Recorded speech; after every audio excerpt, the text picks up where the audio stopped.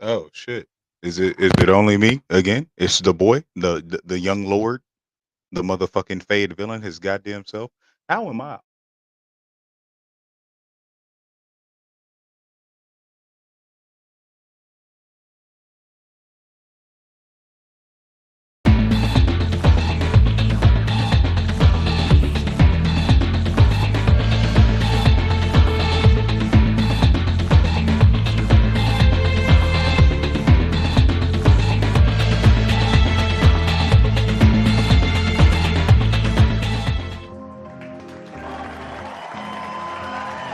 It's time for some hostile therapy.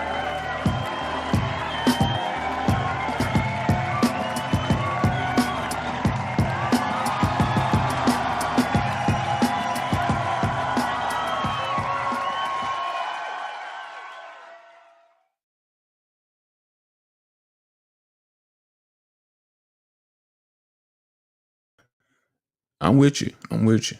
Here we go. All right. Welcome to another episode of Hostile Therapy on Thursday. Me, Big Red, and returning for another week. Mr. LT, Lord Trent in the background. Oh, I think you're on mute there. There we go. There we go. What's up? What's happening? We got you. We got you. Yeah, now. All right. How's your week been going, man? It is. I mean, it could be. My girlfriend had a death in the family, so been dealing with that. Uh,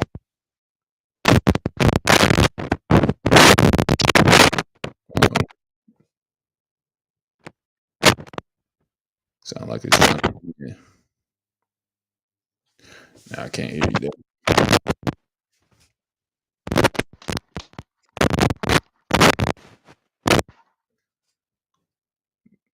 Oh, got a little mic problem, a little static in the Little mic problem. background. All right. Oh, there you go. Still there a little bit. I fucking hate this microphone. I'm gonna just say,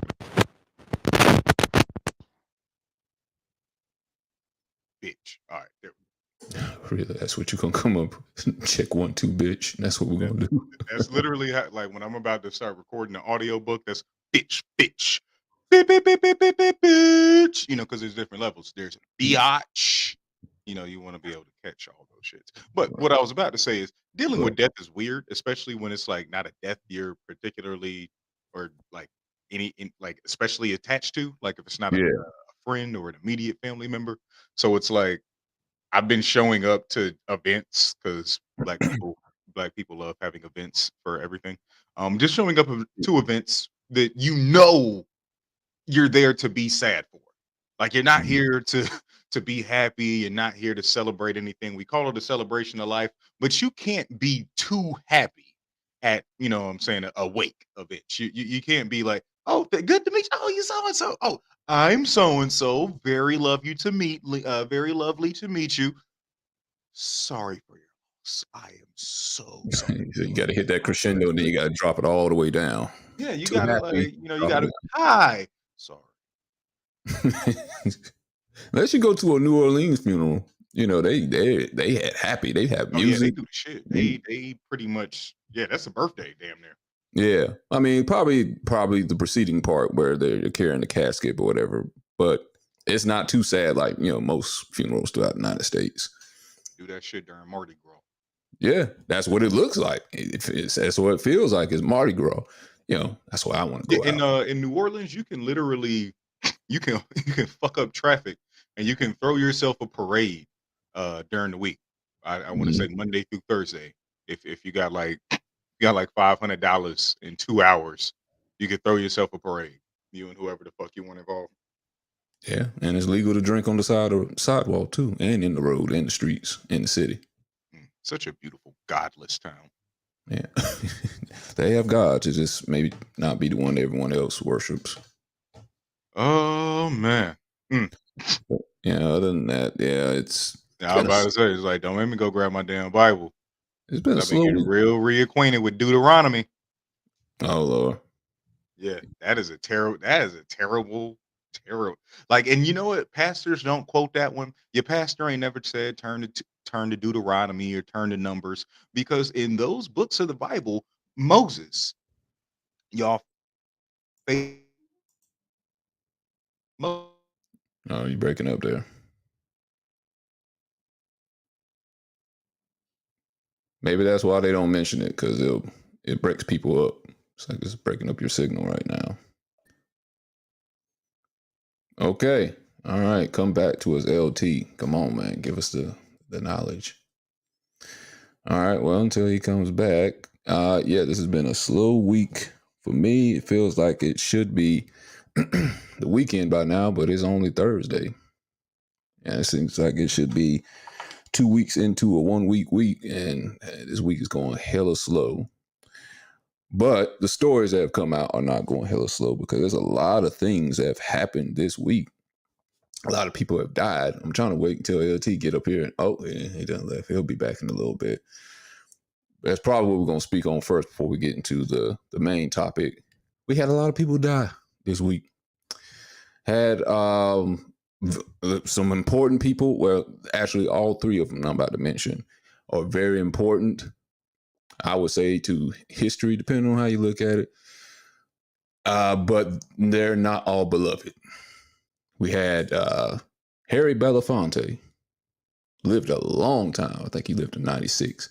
In case people don't know, this gentleman right here, I think, who is a great calypso singer, who also was a civil rights activist, good actor too. I think he was in the movie Carmen Jones, which was unfortunately remade by Beyonce. I think like in the early 2000s, her and Mos Def. It was a Carmen Jones hip opera, I think it was called. Terrible movie. And you have to think about this. Beyonce has had a few movies. I know she had Obsession was one of them. It's a movie she did with Cuba Gooding Jr., Fighting Temptations. And there's another one I'm trying to think. Oh, well, it wasn't really her movie. It was Austin Powers' Goldfinger movie where she played Honey Bear or Honey. I forgot what it was, but the theme of it is the acting was horrible in all of them. And Carmen Jones, I'm not even sure why she got that part. Maybe that, probably because of her fame at the time, because that's when she was at the height of her career with Destiny's Child, I would say. And they probably needed somebody with a big name to make it stand out. It was made on MTV, and you have to remember this is the beginning of her career, as far as you want to call it a career, as far as with acting. And her acting was even worse than it is now. Hey, what's going on, Prizzy? Hey, you can hear me? Yeah, I can hear you fine. If it's a little too noisy, let me know, because I'm actually outside. Sound like you're near the beach. Yeah, I am. Okay. And I was just talking about some recent passings. I was going to talk about this first. There was 3 recent passings within the last week. I was talking about the first person I was mentioning was Harry Belafonte. He just died. God.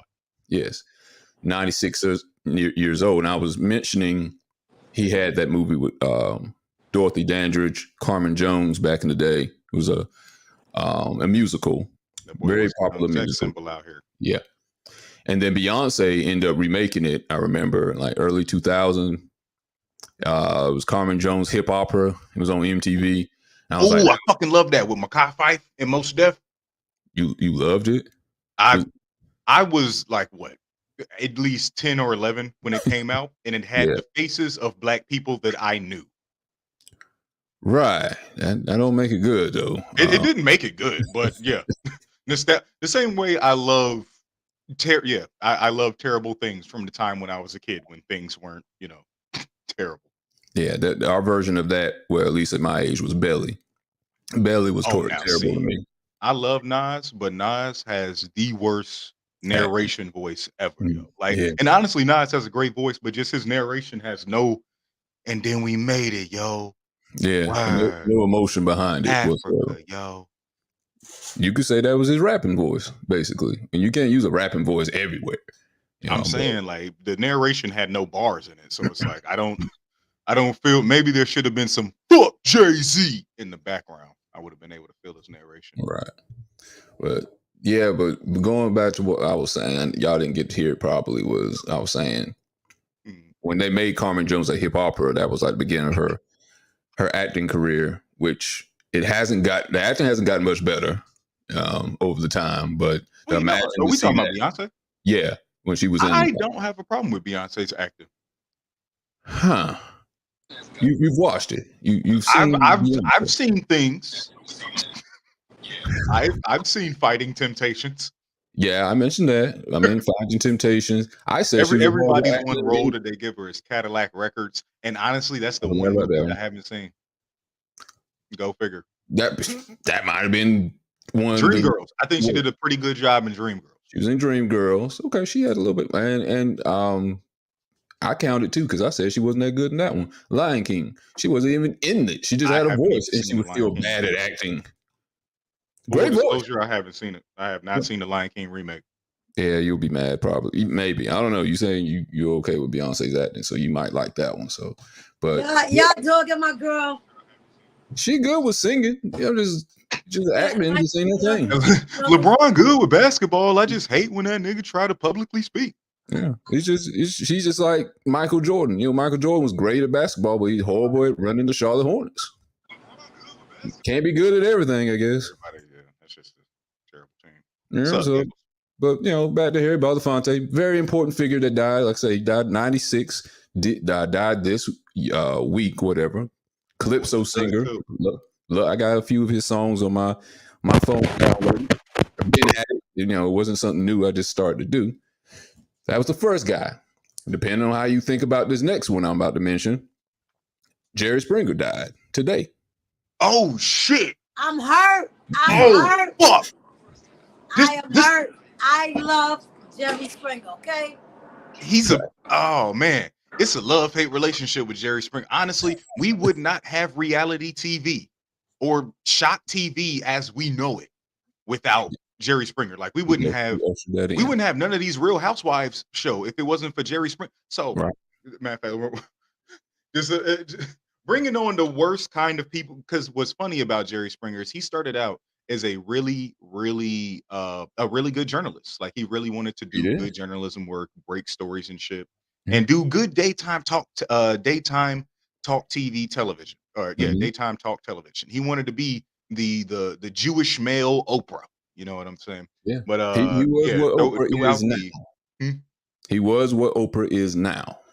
He built that. But he built it with a lower caliber of guest. I swear to God. Jerry Springer was the man. I think he was 78. From what I've heard, he died of cancer. Yeah. I didn't even know he had it. God no. Yeah, he was. Yeah, well, he was trying to be private with it. Yeah, I think he was. Everybody, I'm gonna just give that to Chadwick. But everybody trying to be Chadwick Boseman now. As soon as niggas get cancer, don't tell nobody. You know what I'm saying? I'm gonna go out like Chadwick Boseman. So they got to steal the surprise sympathy from Chadwick Boseman. Hell yeah, everybody trying to ride that man wave. R.I.P. to the God. R.I.P. King T'Challa. Yeah, so there it is, Mr. Jerry. Oh, Jerry. I remember when he first came out. What was it, 85? I mean, I got all his VCR. I know they cannot wait. They're gonna be lit down in Hades tonight. And I'm only saying that because Jerry Springer said that he knows that when he dies, there is a section in hell reserved for him for what he did to television. Well, he said that his damn self.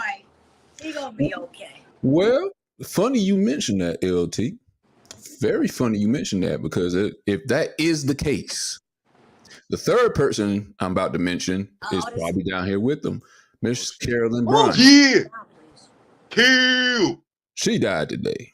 Yeah, finally, because you know what? I remember when, like maybe a decade ago, when they ran a fake story saying that she had died or some shit.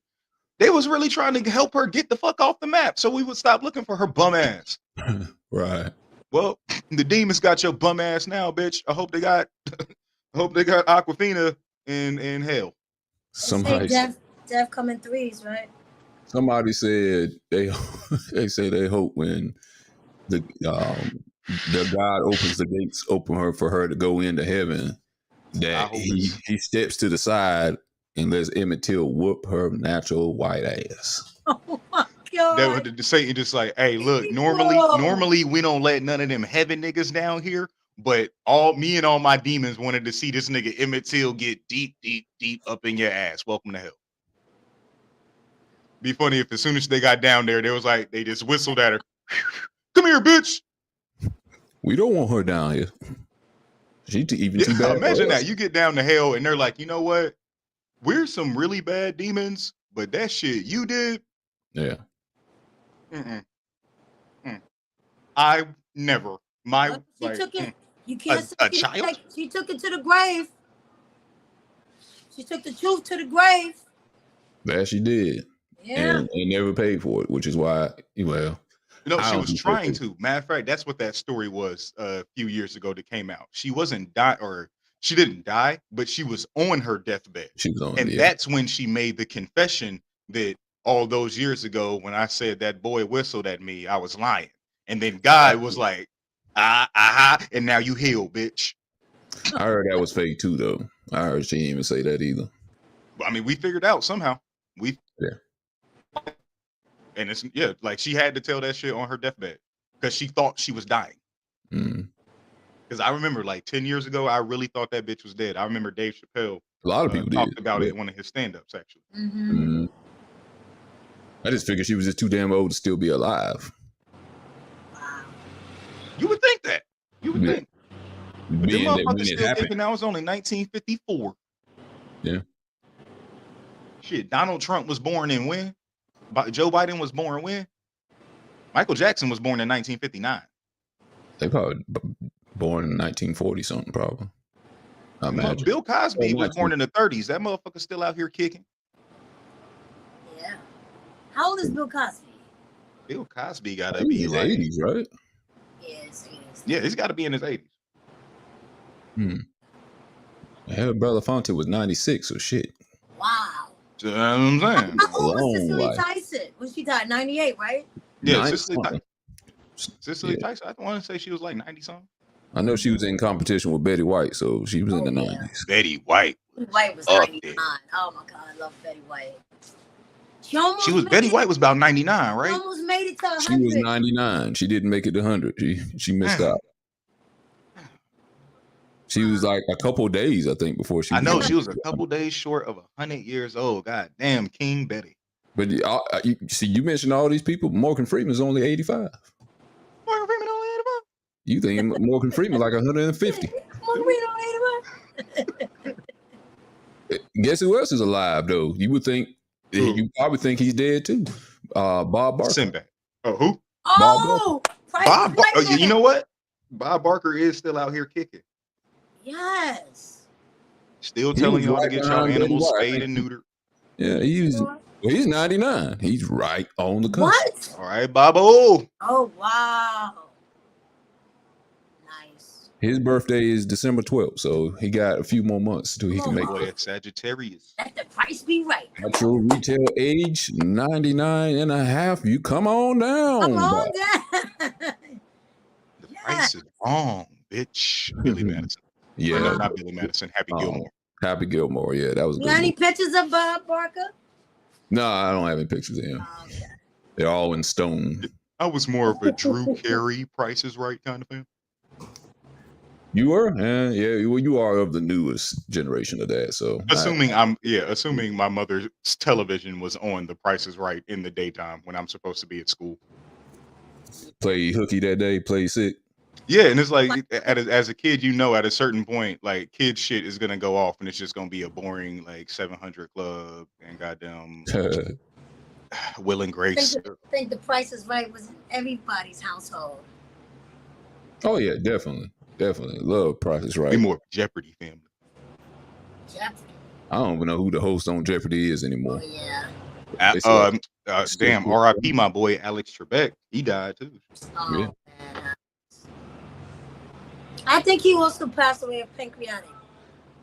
Yeah, he had some sort of cancer. I think it was pancreatic. Well, that pancreatic cancer is no joke. But all these damn cancers, and we got a COVID cure quicker than any of that. Never mind. That's a topic for another day. All right, let's get into our first subject for today. All right. Anybody familiar with this this North Carolina substitute teacher beatdown. It happened recently. Yerp. Oh yeah. A teacher, substitute teacher, not a full-time teacher, named Xaviera Steele, recently got into a scuffle with a student after she took her phone, and the student was begging for a phone back and saying, it's my property, give it back. Why are you taking my phone? She got up in the teacher's personal space and took a swing at the teacher. The teacher took a swing back. They both grabbed a hold of each other. They both went to the ground, and the teacher held her down until authorities or security got there. I don't know who actually got there because we ain't seen more video after that. But the teacher, I don't know if she got fired per se, but she's under investigation. She got charged. And from what I know, the student, I think, also got charged too.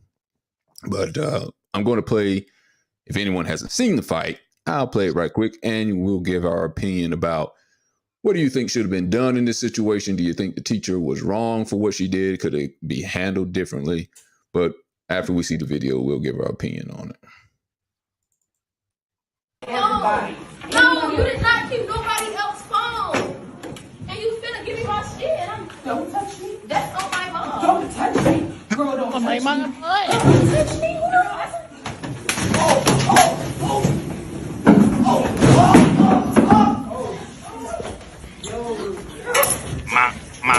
Mom.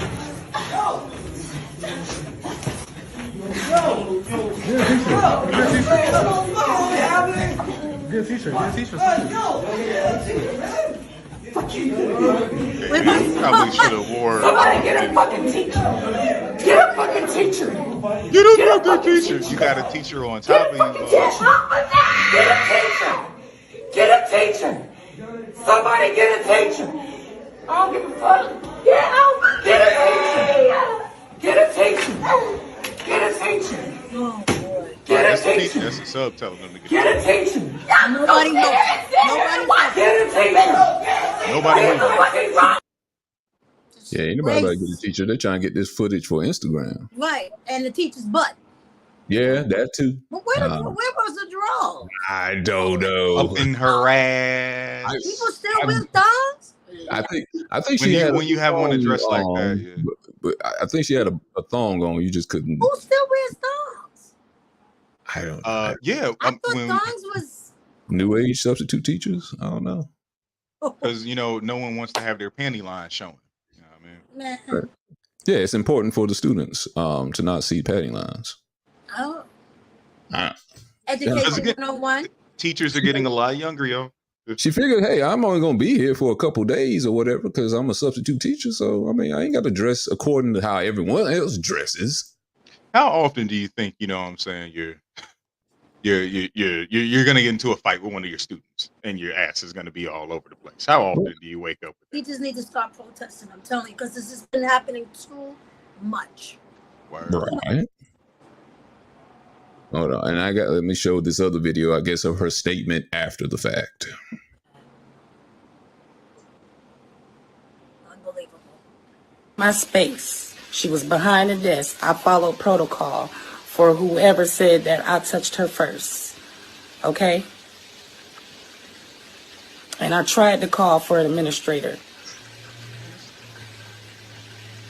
But as for me, as much as I love the kids, I cannot put my life or my livelihood in danger anymore. I will be saying goodbye to this profession. I went to school 3 times for real estate. Oh, yes, I'm being faced with charges as well behind this. And so, if I get a charge on my record, there goes my career again. Period. OnlyFans is out of the question. I'm not that kind of lady. I grew up in church. Okay? Hey, look. Shit. Because I know And there was so a many nigga in the people are comments like, leaving well, the profession. And I'm going to have to wash my hands behind this as well. I can't do this. And I'm not here to talk about what was under my clothes. Okay, that is not even up for discussion. Oh, ears. I'm nasty. And it's a shame that some of y'all's head is in the wrong place right now with your dirty minds. Y'all, I'm going to tell you this. See, man, black people, man, you already know the black people had to be up there talking about, oh, so what that thong looking like, though? What's up them drawers? Yeah, like, nigga, I'm about to lose my fucking job and you worried about my ass. Are you about to take care of my bills because of this ass? Like, nobody even heard what she had to say. Hey, I might not be able to do real estate again. I might go to prison. So what's up with that thong, though? You gonna do OnlyFans? and it's like you telling her to do OnlyFans, nigga. Are you gonna pay for it? Are you gonna support it? Are you gonna share the link? Are you gonna like, subscribe, and share? I mean, that might actually be a good source of income for her if she can't find a job after this. What else did she can't become a bus driver, I'm sure. So, and I don't know. Seems to be, And that'll just be another reason to talk shit about people, or another reason to talk shit about a black person that loses their job. They immediately turn to something criminal or something exploitative. Mm-hmm. So Terrible. this seems to be happening a lot. It seems like every week I see something like this where a teacher is fighting a student for a student being disrespectful, student getting in their face, cursing at them, swinging at them, whatever. And what's the teacher to do if the parents aren't teaching them to respect adults? I mean, you shouldn't be even worried about your phone during class anyway. You're supposed to be paying attention to what's going on in class. But these students are so addicted to these phones now, it feels like it's almost a part of their appendage. So they don't know how to act if they don't have it. And yeah, you're right. There is no home training with them. They don't really care. And what is the substitute teacher or the principal supposed to do? Because mainly, I mean, you can't really punish them besides send them home. And how you gonna send them home unless somebody is willing to come and pick them up? Right. But then there's also the other side of that where a lot of schools in this instance would have a zero tolerance type rule. And it's like, if you hit a teacher, zero tolerance, then you're done. It's like, so what are you going to do with the student from then? They're done. They have to go move to a whole nother school. And whether that school is out of their district, are they able to go? So it still all comes down to what the parent does at home, to what kind of consequence is going to happen if they act this way in public. So what is a teacher or a substitute to do? What do you do with a student, though, that gets expelled from school? They don't teach really nothing from that. I mean, even a person that goes to prison, gets punished and eventually is supposed to go back in natural society and be able to do the things he did before. But just to give up on the student after one incident like this seems like it's kind of extra. But yeah, again, what other kind of fear can you put into a child if you can't discipline them no other way? Because this is what happened when I was in school, when I was like not five, but in the fifth and sixth grade. Nothing this teacher said to me, like I never had a teacher threaten to. Actually, I did. That was in high school, but that's because I needed it. But yeah, I never had a teacher threaten to get up on, especially a male teacher, because we got to look at this in terms, like, we would feel completely different about this if this was a man teacher whooping up on one of these little boys. That would look abusive. That would look like, or one of these little girls.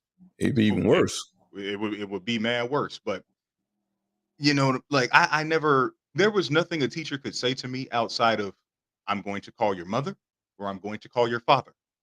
Either one of those two, because the authority figures that I feared at home, even though as kids we spend a predominant amount of our time in school, the authority figures that I feared at home put enough, and I don't even want to say fear, but put enough respect in me to respect authority figures. So what I think should be done, like for the teacher, or for the substitute, I really don't know what could be done for that person.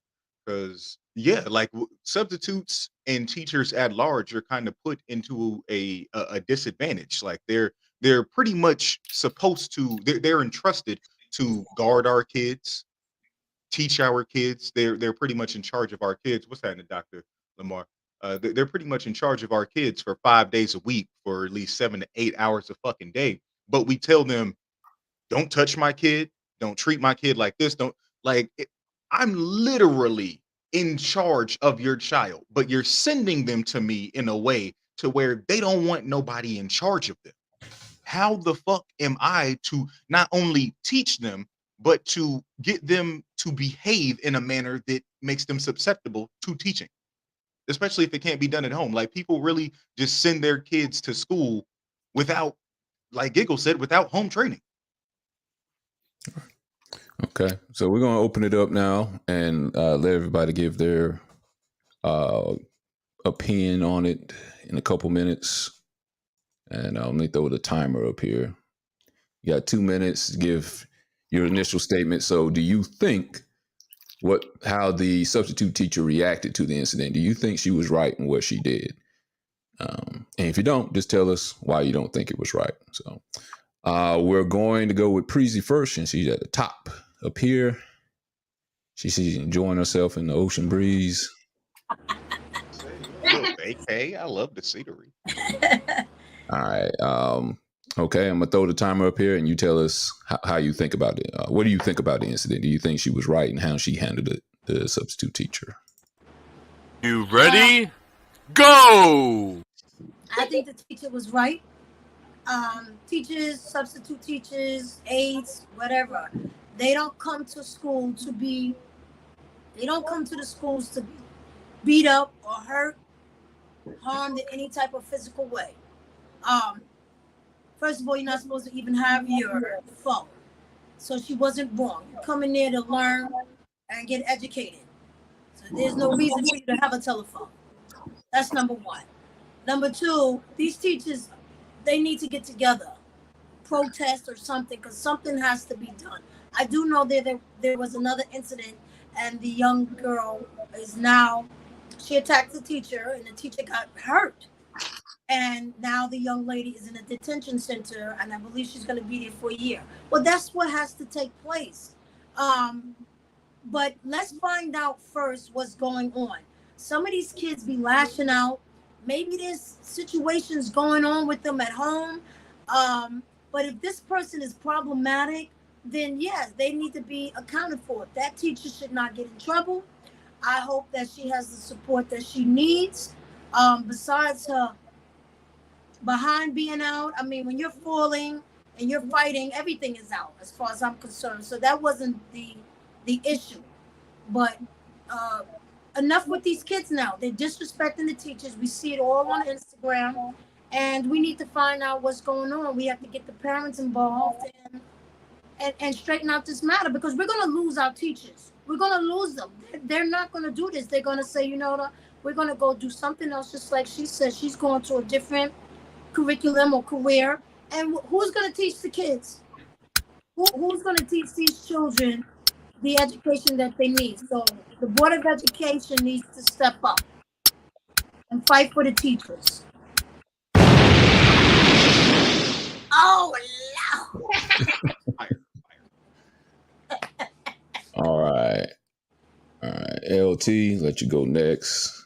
Tell us what you got to say about this one. Are you ready? Go!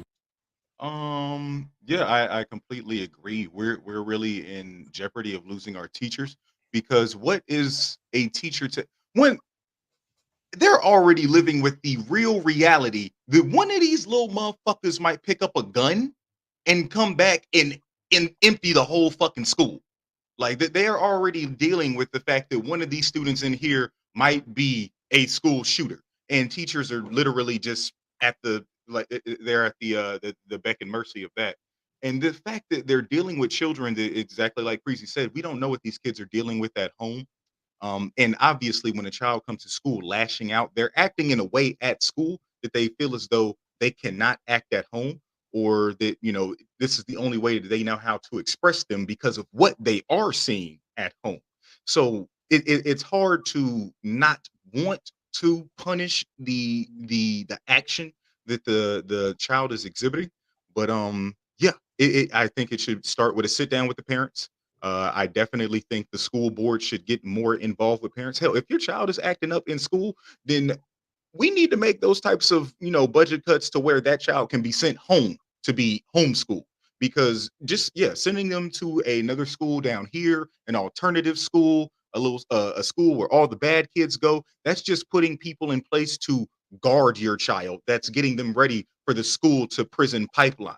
All these things like these I don't agree with a child swinging on a fucking teacher, but there's a reason that child feels like I don't respect this authority figure enough and I'm going to do that. They're either swung on at home or they wish that they could swing on someone at home or within their neighborhood. So more talking needs to be done to the child.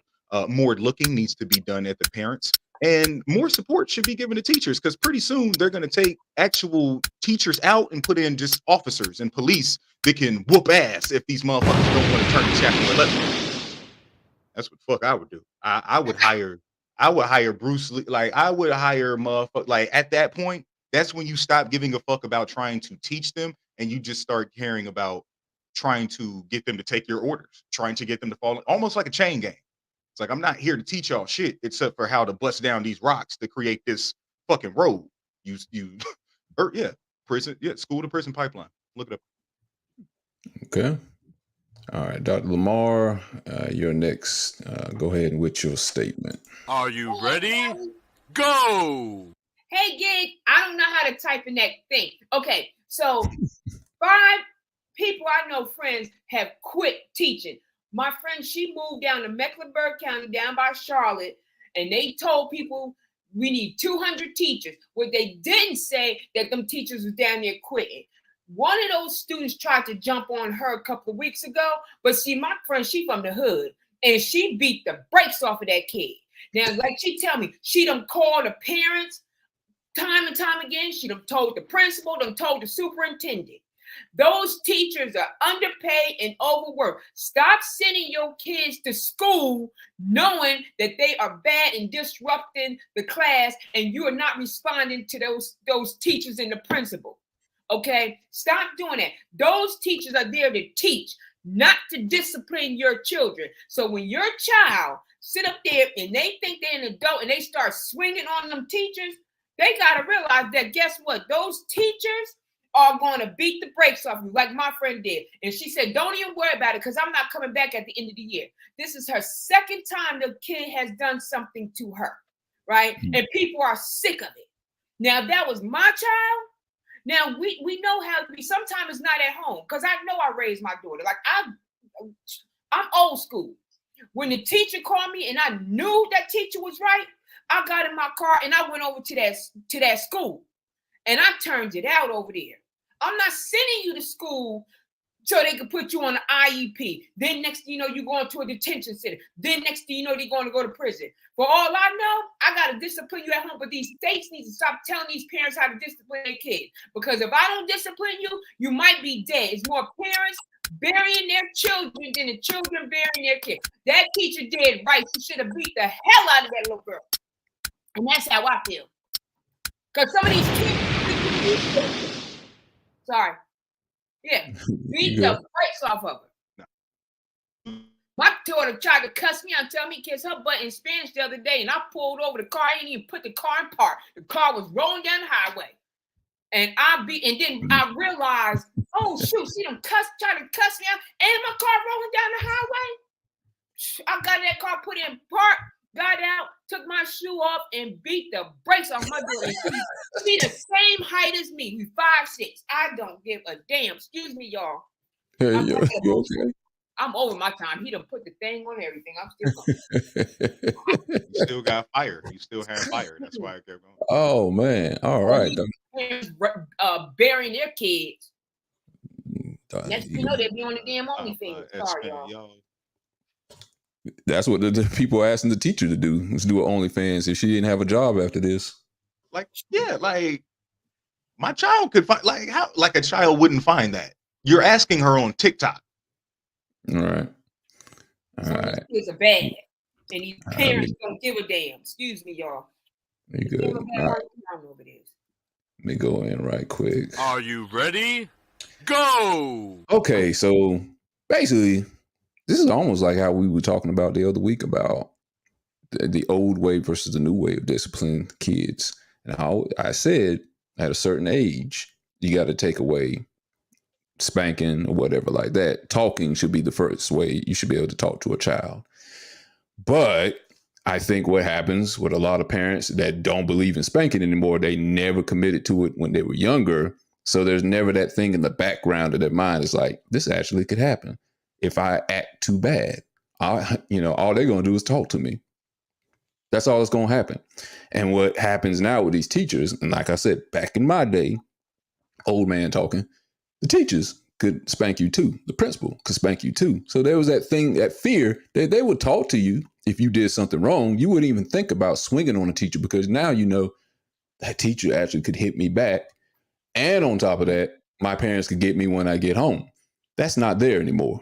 Teachers, if they were to swing at any point, and that child, if she never swung at that teacher and the teacher swung at her just being mad, teacher's automatically fired. So the students know that. They're smart. They know that. They know nothing's going to happen but talking. And that's not what's going to happen in the real world. A lot of times you talk to the wrong person in the real world, they're going to hit you. Or worse, if you're in a road rage incident and you talk to somebody just anyway, somebody might come out and empty a clip into you. There's consequences for your actions, and you cannot be... no gun sounds please, but there could be times when you get into traffic and somebody, you can't expect them to act like everyone else and just try to talk to you peacefully and not use a gun and shoot you. Everyone is built differently. Students, children, period, need to know there's boundaries to everything you do. What I think should be done, here's the solution I think should be done, is the parents. If their student attacks the teacher, the parents should get the charge. They get the charge. I guarantee you that'll cut down on a lot of how these students go to school and act like they run the school. A good idea. That's solid. If they commit a felony or a less or whatever like that, then it goes straight to the parent. They got to serve the time for it though as an adult. Some of these kids don't even like their parents, so they ain't gonna care. But nobody wants to go to jail. That's right. That's what I'm saying. That's my thing. If the parent knows nobody wants to go to jail, so they'll straighten up them kids, I think, better, knowing the fear of them going to jail, that they could lose their job. Not only my job, nigga, I could lose you. If I lose my job, we lose our house. I lose the ability to take care of you. You go into the system. Right, you get to go to the alternative school up the street. Right. But let me ask you guys a question. So you discipline your child, right? Next thing you know, they call the cops on you. Depending on where you live. Now they up here trying to arrest you because of parenting. I went off on my daughter. I go off on her all the time. But I went off on her J.C. Penney's, right? So here it is, people looking at me like, oh my God. But if my daughter would have done something in that store, they would have looked at me like I'm a bad parent. So I said, look, either I'm going to discipline her or the jail going to discipline you or the grade. That's just it. I'm old school when it comes to discipline. I'll give our daughter anything she wants, but I don't play the games. I done went over there, like I said, and turned that school out. And the teachers and the principals told me they wish they had more parents like that, because most of the time they call these parents and they don't respond. And that's the problem. I'm not afraid of something that I birthed. This is why I can't understand, though. I hear all these studies that keep saying more parents are getting away from spanking their kids, beating their kids, whatever.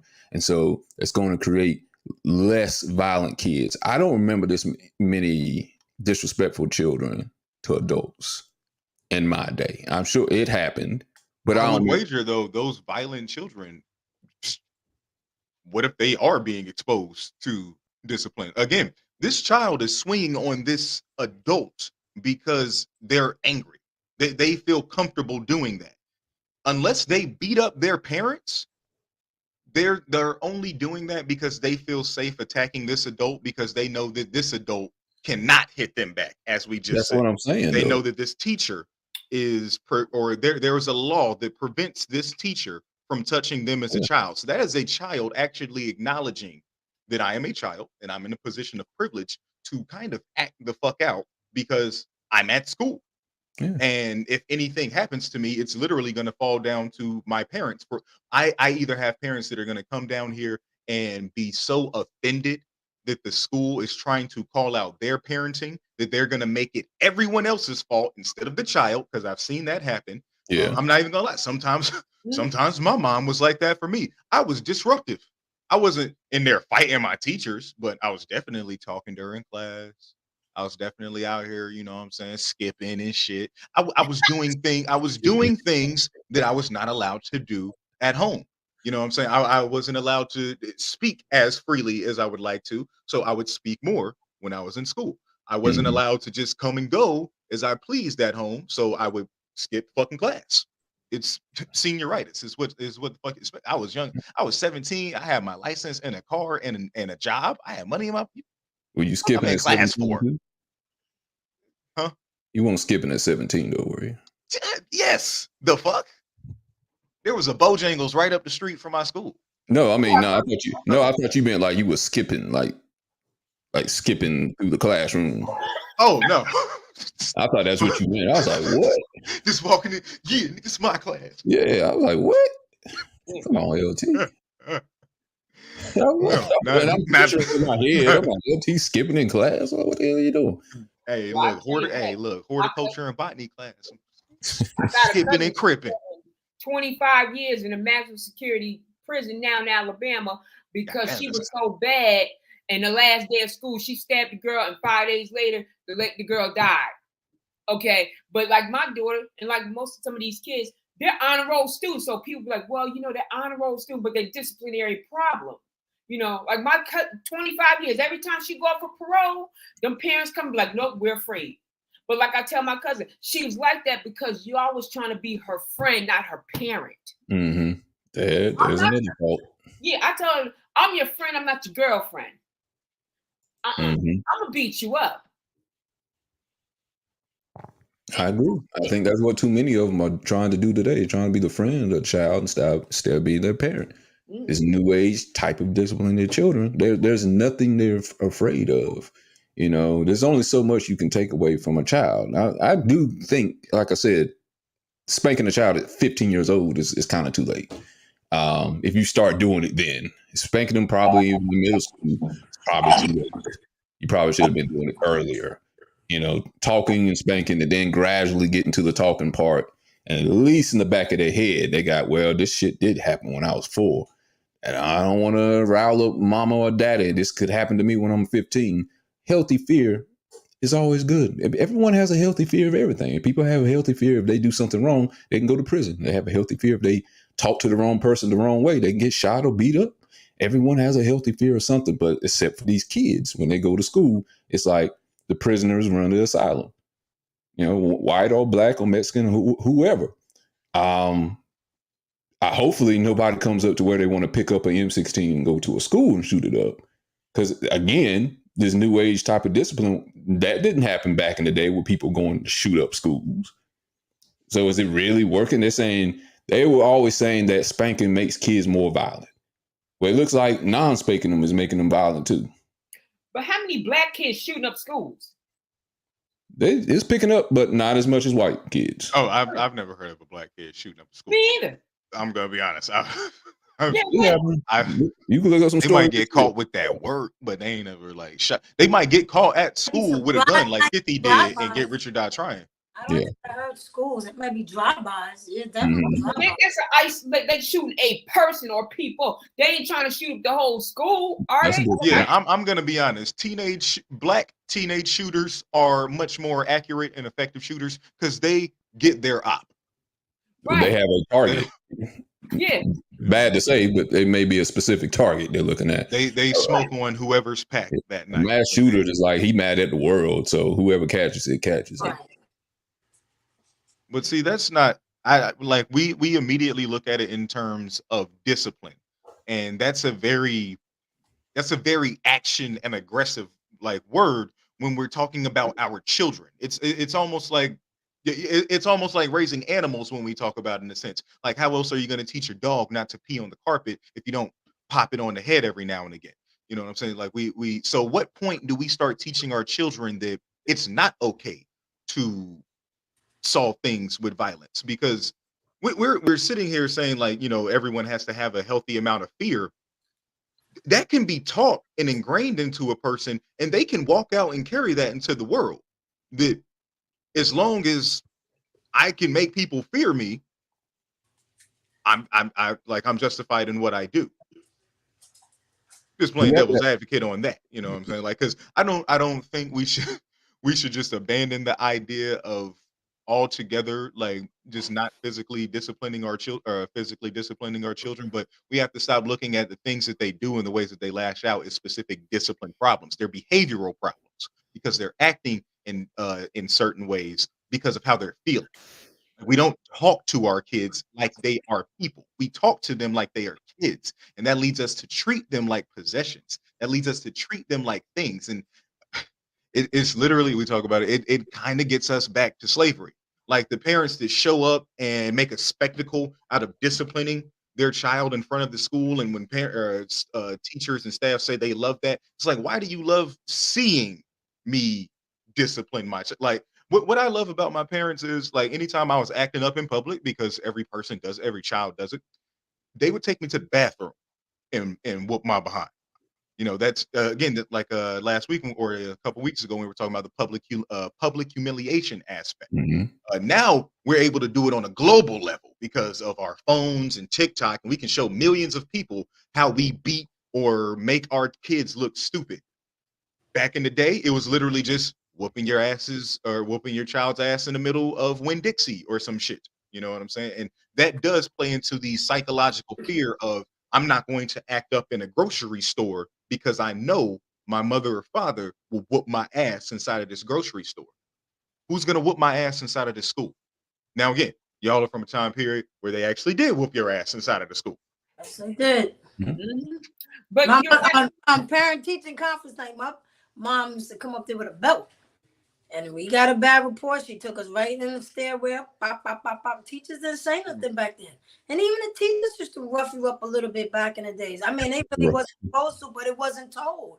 You know, nobody mentioned it unless it was excessive. But things are different now. I guess because maybe parents may have been excessive with the kids, and it's been a lot of kids dying from their by their parents. So now they're being protected, and now the kids are used. You know, I mean, a lot of things is happening in the household that we don't know about. Kids are being abused and verbally abused and all that physical and touching and all that.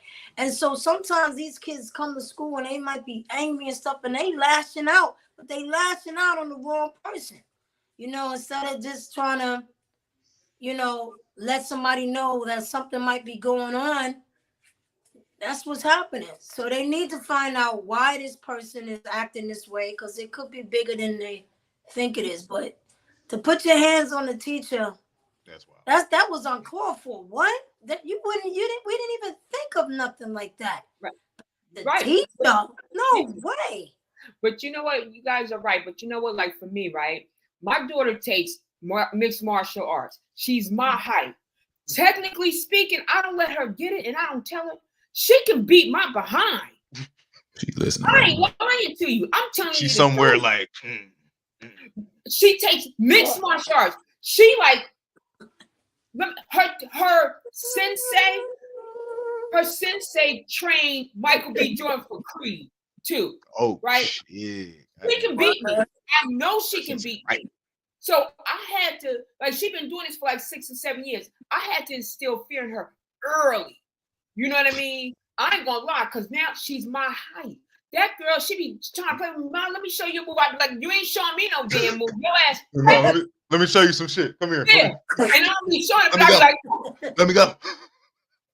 Get off. Let your mama go. But I be like, oh gosh, she done caught me. She done caught me. She done caught me. You know, so I had to. Beautiful. Now, I don't have to do that I'll often. get my belt. I started when I'm not getting better all that. I can't, because after that, I know my mother, she ain't had to do it much. When she get to spank me, she be tired after that. I got MS and I am tired. I be off balance. Be forgetting. Because you gotta hold them and then you gotta. You being more. She's 5'6". Oh, it's made my parents work for it. I gotta reach to get something in wherever. But I hit her hard in her chest the other day. She was like, oh, she felt it. But I was like, this girl can really beat my behind. She can. But I ain't gonna let her know.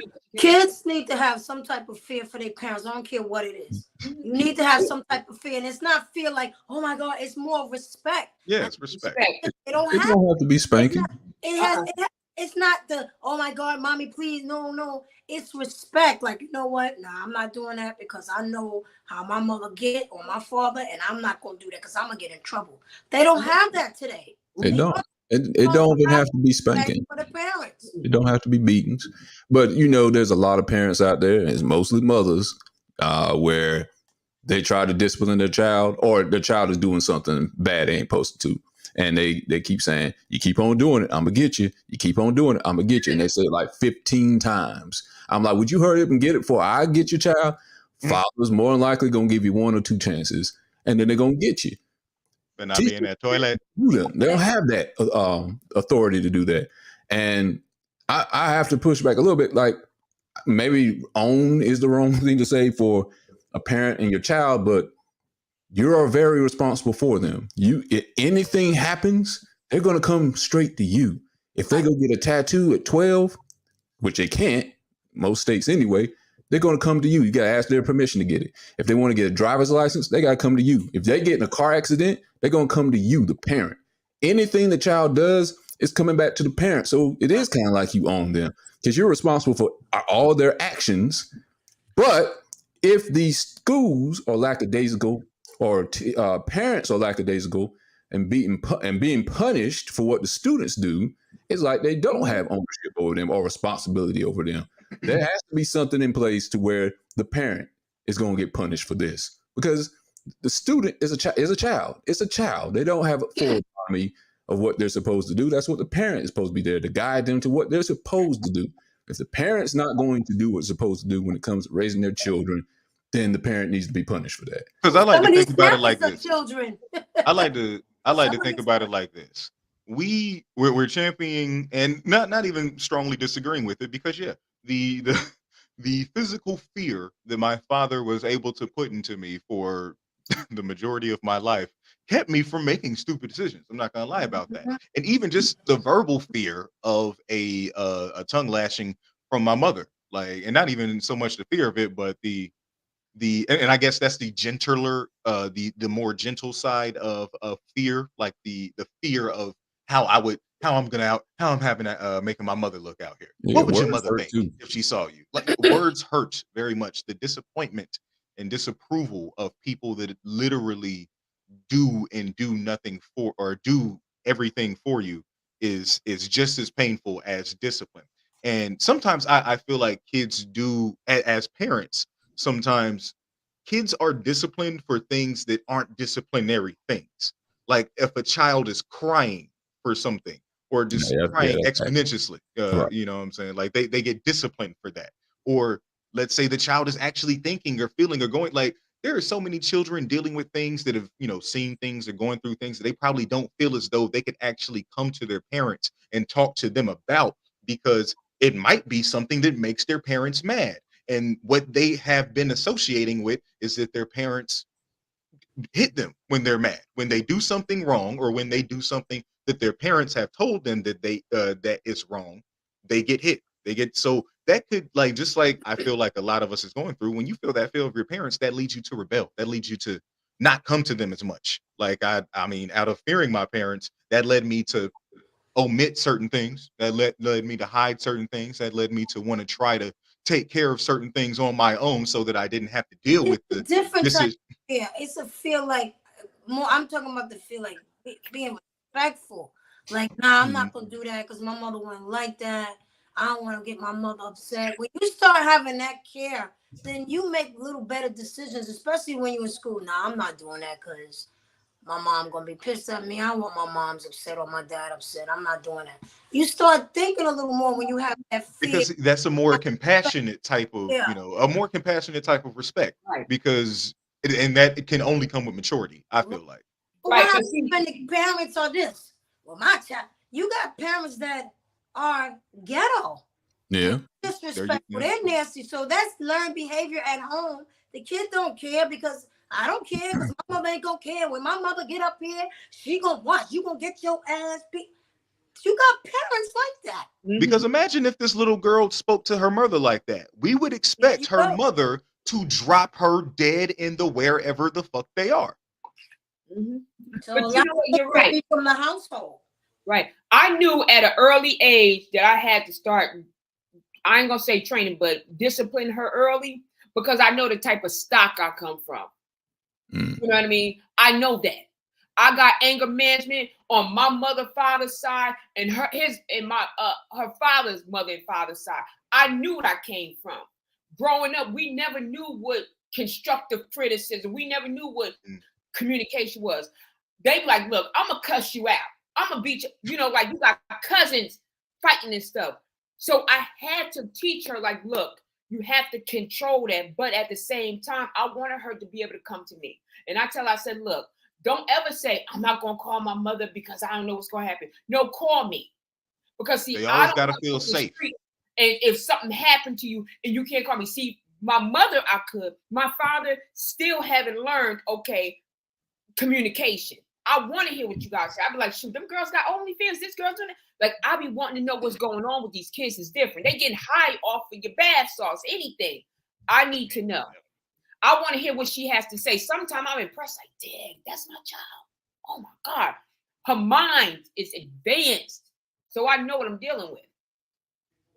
Yeah. Always, like I said, a healthy dose of both is good. I think beginning of the child's life, you should have probably a heavier percentage of maybe spanking, like early. Then spanking and talking. And as they get older, talk more, less spanking. And then at some point, you can't do spanking anymore. Early and in the middle part of their life or middle part of their adolescence, I would say having no spanking at all in their life is like watching your favorite action movie on mute. It's like you're watching something and there's no context behind it. It wouldn't make any sense to you. Just spanking a child and don't talk to them about what they did wrong, just spanking them just because they don't know what they're hitting you for, why you getting hit for. So you got to have context behind it. But that'd be like, again, like watching your favorite action movie or movie period on mute the entire time. Right. You're trying to figure out what the hell the movie is about. Right. But Red, my daughter cussed me out. We wasn't even talking about it. She just got smart in Spanish. We in the car with her friends.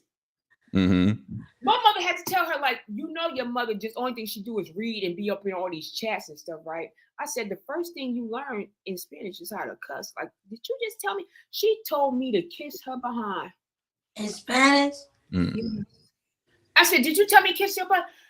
But I'm going to tell you, this is so weird. I know we're going to move past it, right? When she said it, she realized, like, oh, my God, she knew what I said. I didn't mean it. You know how they say your mind right now checks, your mouth can't cash? Well, hers wrote it and her mouth cashed it.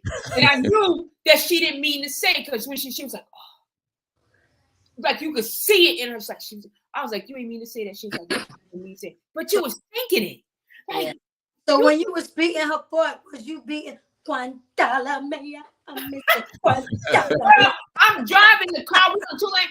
I turned around and boom, hit her right in the chest, job. Oh, she was like, oh, hit her right in the boca. I thought, you know, when you can't be doing stuff like that because people get heart attack, stroke. I said, oh my God. I said, I'm scared. She said, Mom, you scared me? I said, no, I'm scared for myself. I think I'm about to kill you up in here. But I knew she didn't mean to say it, but that means she was thinking it. But she got it. Did y'all see that bus driver that went off on them kids? I think a few weeks ago. That happens a lot, actually, and that I understand. I would. Which one was it? It was a white lady on the bus. Yeah, and she just started cursing the hell out of the people on the bus because they was, I don't know, spraying perfume or something in the back. But they did it on purpose, and that's wrong. Yeah, it was smoking weed. Those perfumes can make you have an asthma attack. And really if she's driving, she could crash. So those kids, I believe they did that on purpose because remember, she's picking up the same students every day, and they know her situation. Serve that. I wasn't even mad at her when she did that. And it's like you can't even, when kids want to be assholes, you can't even tell them stuff to help them be considerate because they'll just use it to fuck with you. Yeah, that's very serious. Asthma is very serious. Or even her sinuses. Yes. Yeah. I'll show the video if y'all ever seen it. Let me show it right quick. Oh, it's gonna be fun. Good. Give me the perfume. No, I didn't do anything. I know I can smell it. I didn't do anything. I didn't spray anything. Sick of you. I'm sick of all of the. I'm done with it. I'm gonna start kicking some serious. Do you hear me? Yes. My foot's gonna be so far up your. Yes. It's gonna dangle out your nose. I'm done with you. That Hey, the phone first time she in your said that bag. to Now somebody. give it to me. All right, fine. Done. God dang it! I can smell it. I didn't spray anything. I'm allergic to You the. a liar. Open her I didn't spray anything. They just like to. It's right in the big So backpack. you. It's in the big zipper. You're like to start too. You're no innocent. You're no innocent angel here. I'm done with this. Done. I've had my fill. I'm done with it. I'm going to walk off this bus right now and let you people walk home. How much more do you think anybody can freaking take? Shut your mouth. I don't want to hear another word out of your mouth. Okay. Excuse me. What did I just tell you? You think it's funny? You think it's funny? You're all no, you didn't. You're so full of. You're as bad as he is. Done. Done. Not another word out of any of you. Done. Somebody needs to come up on this bus and seriously kick some. God. I'm glad I'm she on was the able to side do with the that touch without spot. calling anybody a racial slur. She's invited to the barbecue. She's Yeah. coming. I like her. Us too. That lady had it. She's sick of them bad kids. Yes. I don't blame her. They all sounded privileged and Yeah, like he their was like- families have 6 and 7 figure incomes. Mm-hmm. So yeah, Okay, fuck fine. them He kids. was like, okay. LT, what you Yeah, say? like she told you, she like be quiet, sir. Okay, but I was just what were you just? What were you just? Shut up. All right. I agree with that lady.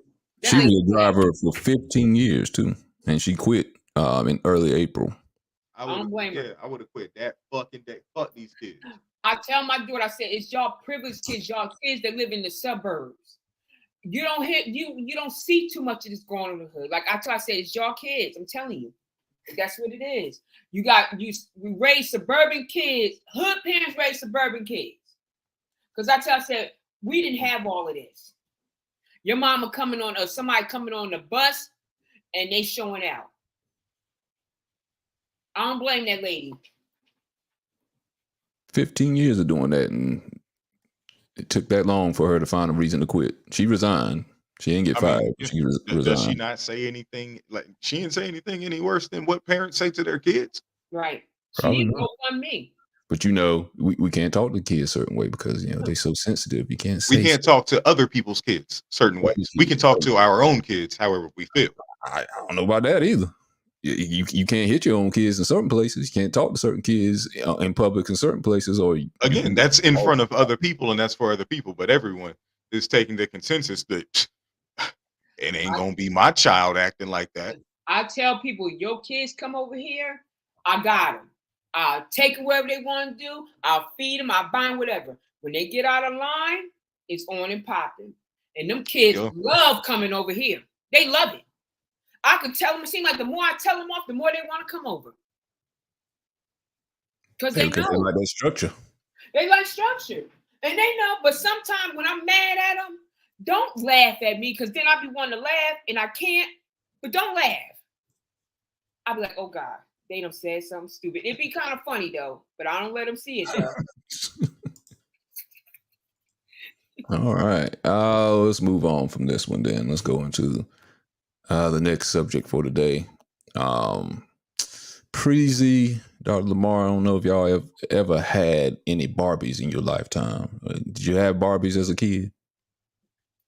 Well, I had Cabbage Patch, but that's when they first started coming out with the black ones.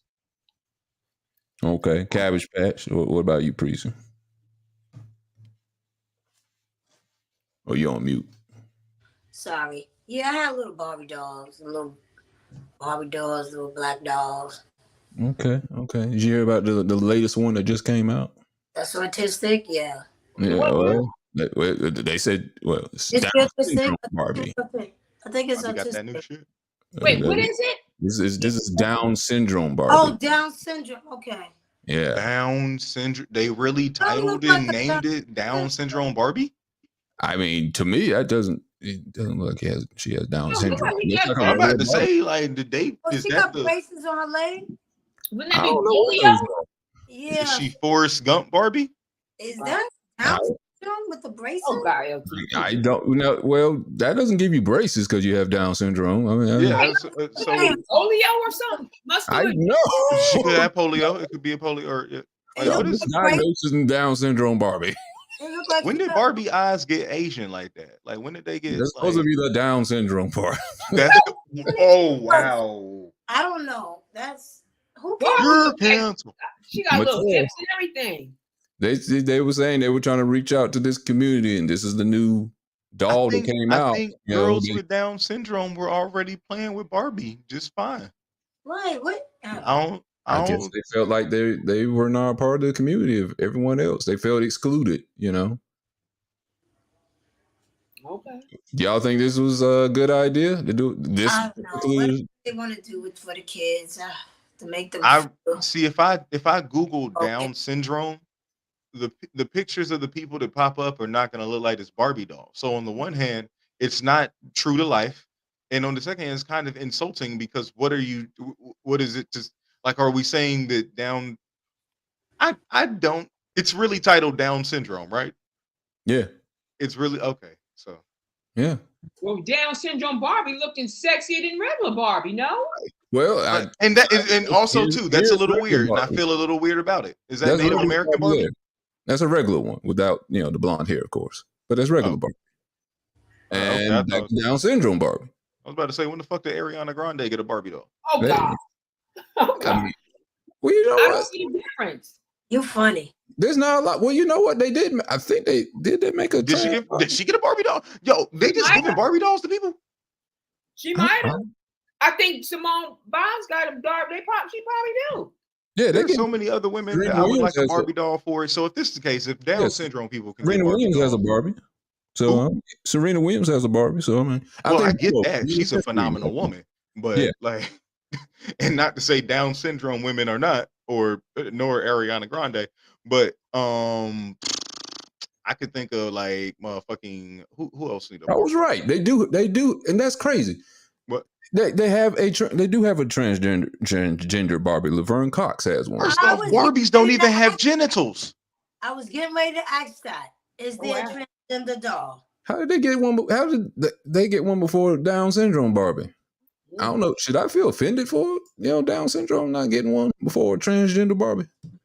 Because them alphabet people don't play, and they probably the one investing the money. Down syndrome been around for a long time. I just wouldn't think. Yo, put up the trend. Find the transgender Barbie. We gotta get to the bottom of this. Oh, no. We got to get to the bottom of this transgender Barbie, because Barbie and Ken have both been anatomically smooth as literal plastic for 1,000 years, or however the fuck Barbie Mattel been pushing Barbie out. So how do we distinguish that this is a transgender Barbie?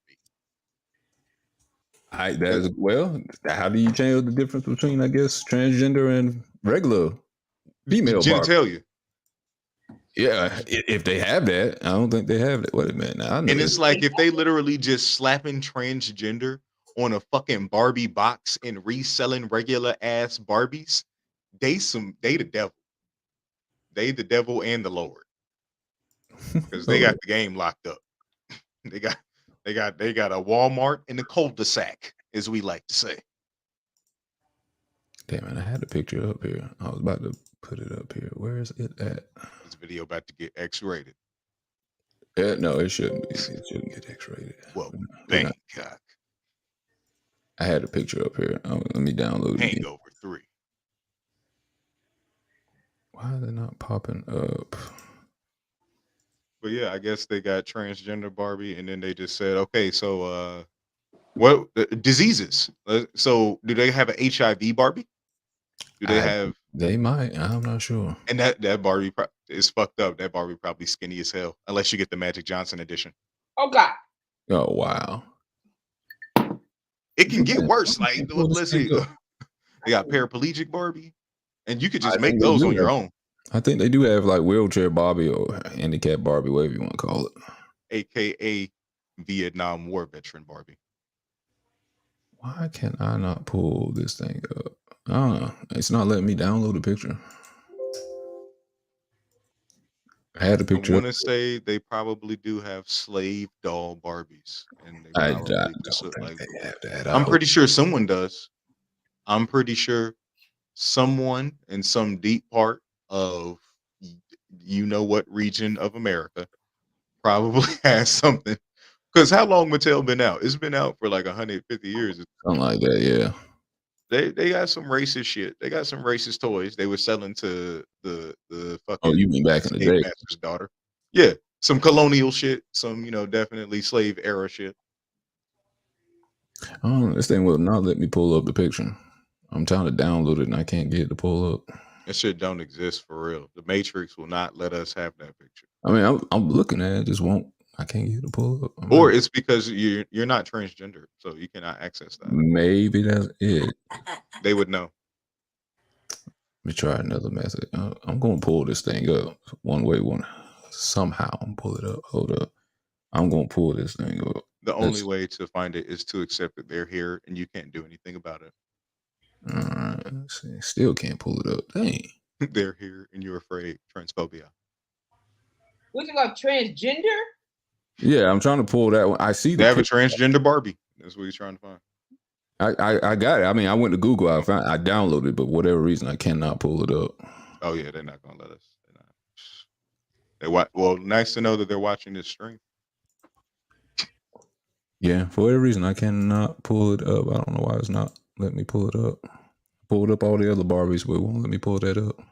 Well, fine. I don't want. Now I feel like I'm obsessed with it now. So yeah, I'm saying right. From it now.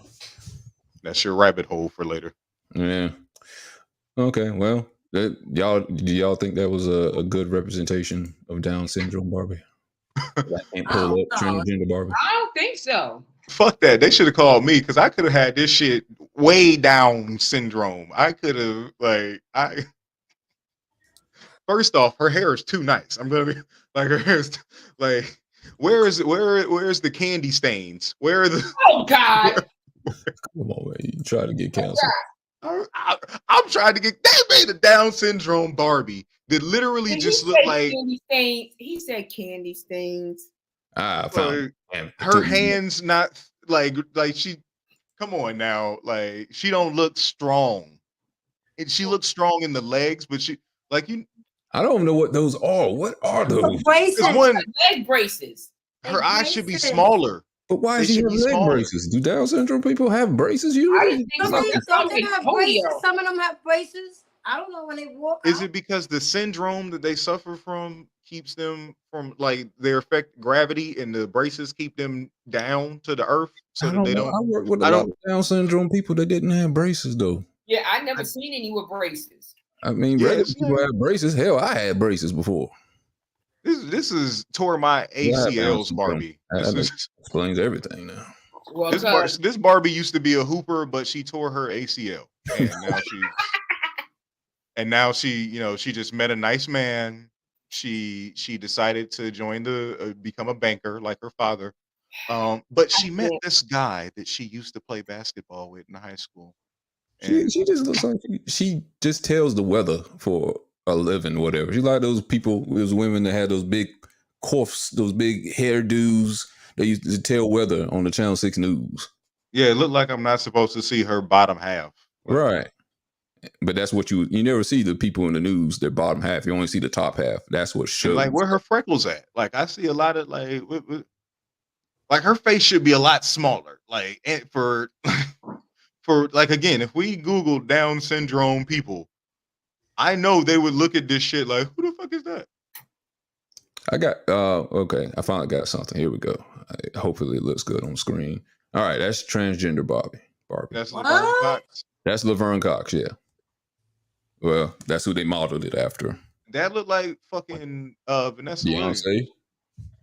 Beyonce. Vanessa Williams. It just light skinned blonde black girl here. Yeah. Motherfucking like this is It's a bold this don't look one. like Laverne Cox. Laverne Cox is way more browner. Yeah, right.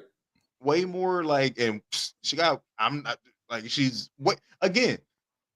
Maybe Barbie don't need to be making these people. Maybe we need to go to G.I. Joe to make some of these people. And I'm not even trying to be funny for real, but for the body type that I don't know the body type of a Down syndrome, but for the body type of Laverne Cox, Barbie ain't that tall and ain't that brolic built. Ken ain't even that brolic built.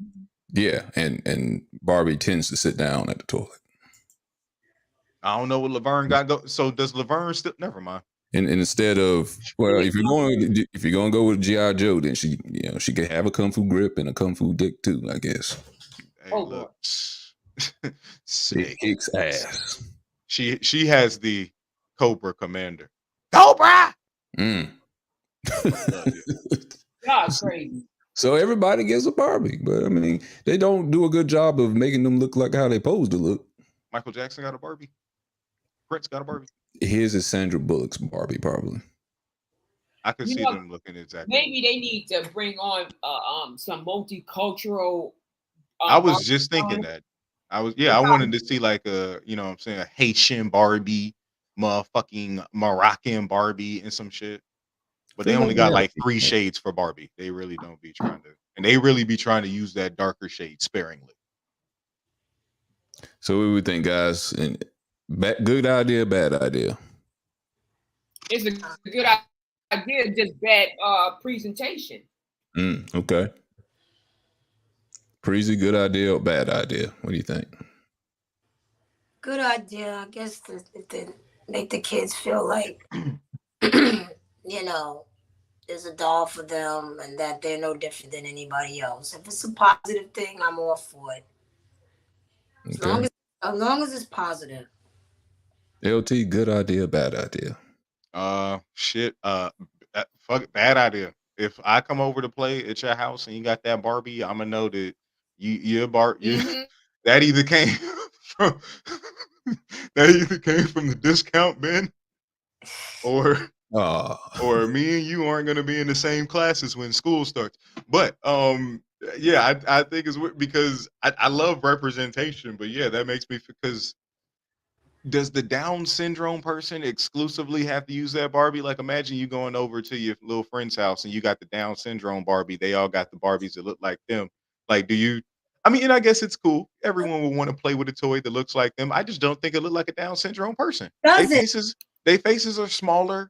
They arms are bigger. They look stronger. They look like they have strength. Like they look like they might. They're very bless their heart energy, but also could like crush you with the hug energy. You know what I'm saying? Like a To Kill a Mockingbird type thing. That's I don't know. I don't have too many DS friends. I have to expand my horizon. Stupid idea to start with a Barbie. Should have went with G.I. Joe or the people who made the little Power Ranger dolls whose heads flip. You know who will never get a Barbie? Before I get into that, a Down syndrome kid, I don't think is going to ask for a Down syndrome Barbie first and foremost. I think they're think about it. Maybe they'll pick a black Barbie, maybe they'll pick a regular white Barbie, whatever. See what they go to first. But the one person that does not have a Barbie and probably will never have one, because I'll pull the picture back up. Hold up, let me pull this picture back up. I'm gonna roast this. So I can get it to come back up. Okay. All right. So what this Barbie has in common with this Barbie and any other Barbie there isn't an ugly Barbie. Where's the ugly girl Barbie? No one Damn. Nobody's ugly. Are there ugly dolls? Wouldn't that be like who was Raggedy Ann definitely put on back in the day, but they was just raggedy. They was they were just made of cloth and shit. But no one's going to get a ugly Barbie. Garbage Pail Kids. We can sit there and act like everybody's beautiful all they want, but everybody that isn't a 10, There's people that look like ones and people look like five. No one gets an average Barbie. No one gets an average looking, even for the Kens or whatever the black ones called with the Barbie Yeah, products. what is Where Black are the Ken's ugly name? ones? Fucking Keith or some shit. Ugh, I hope Yeah. it's not Keith. Because if you're going to have a Down syndrome one, you're like, okay, I want one that looks exclusively like me. Nobody looks like that damn Barbie right there. I've Nobody. never seen a Down syndrome girl that looks like that.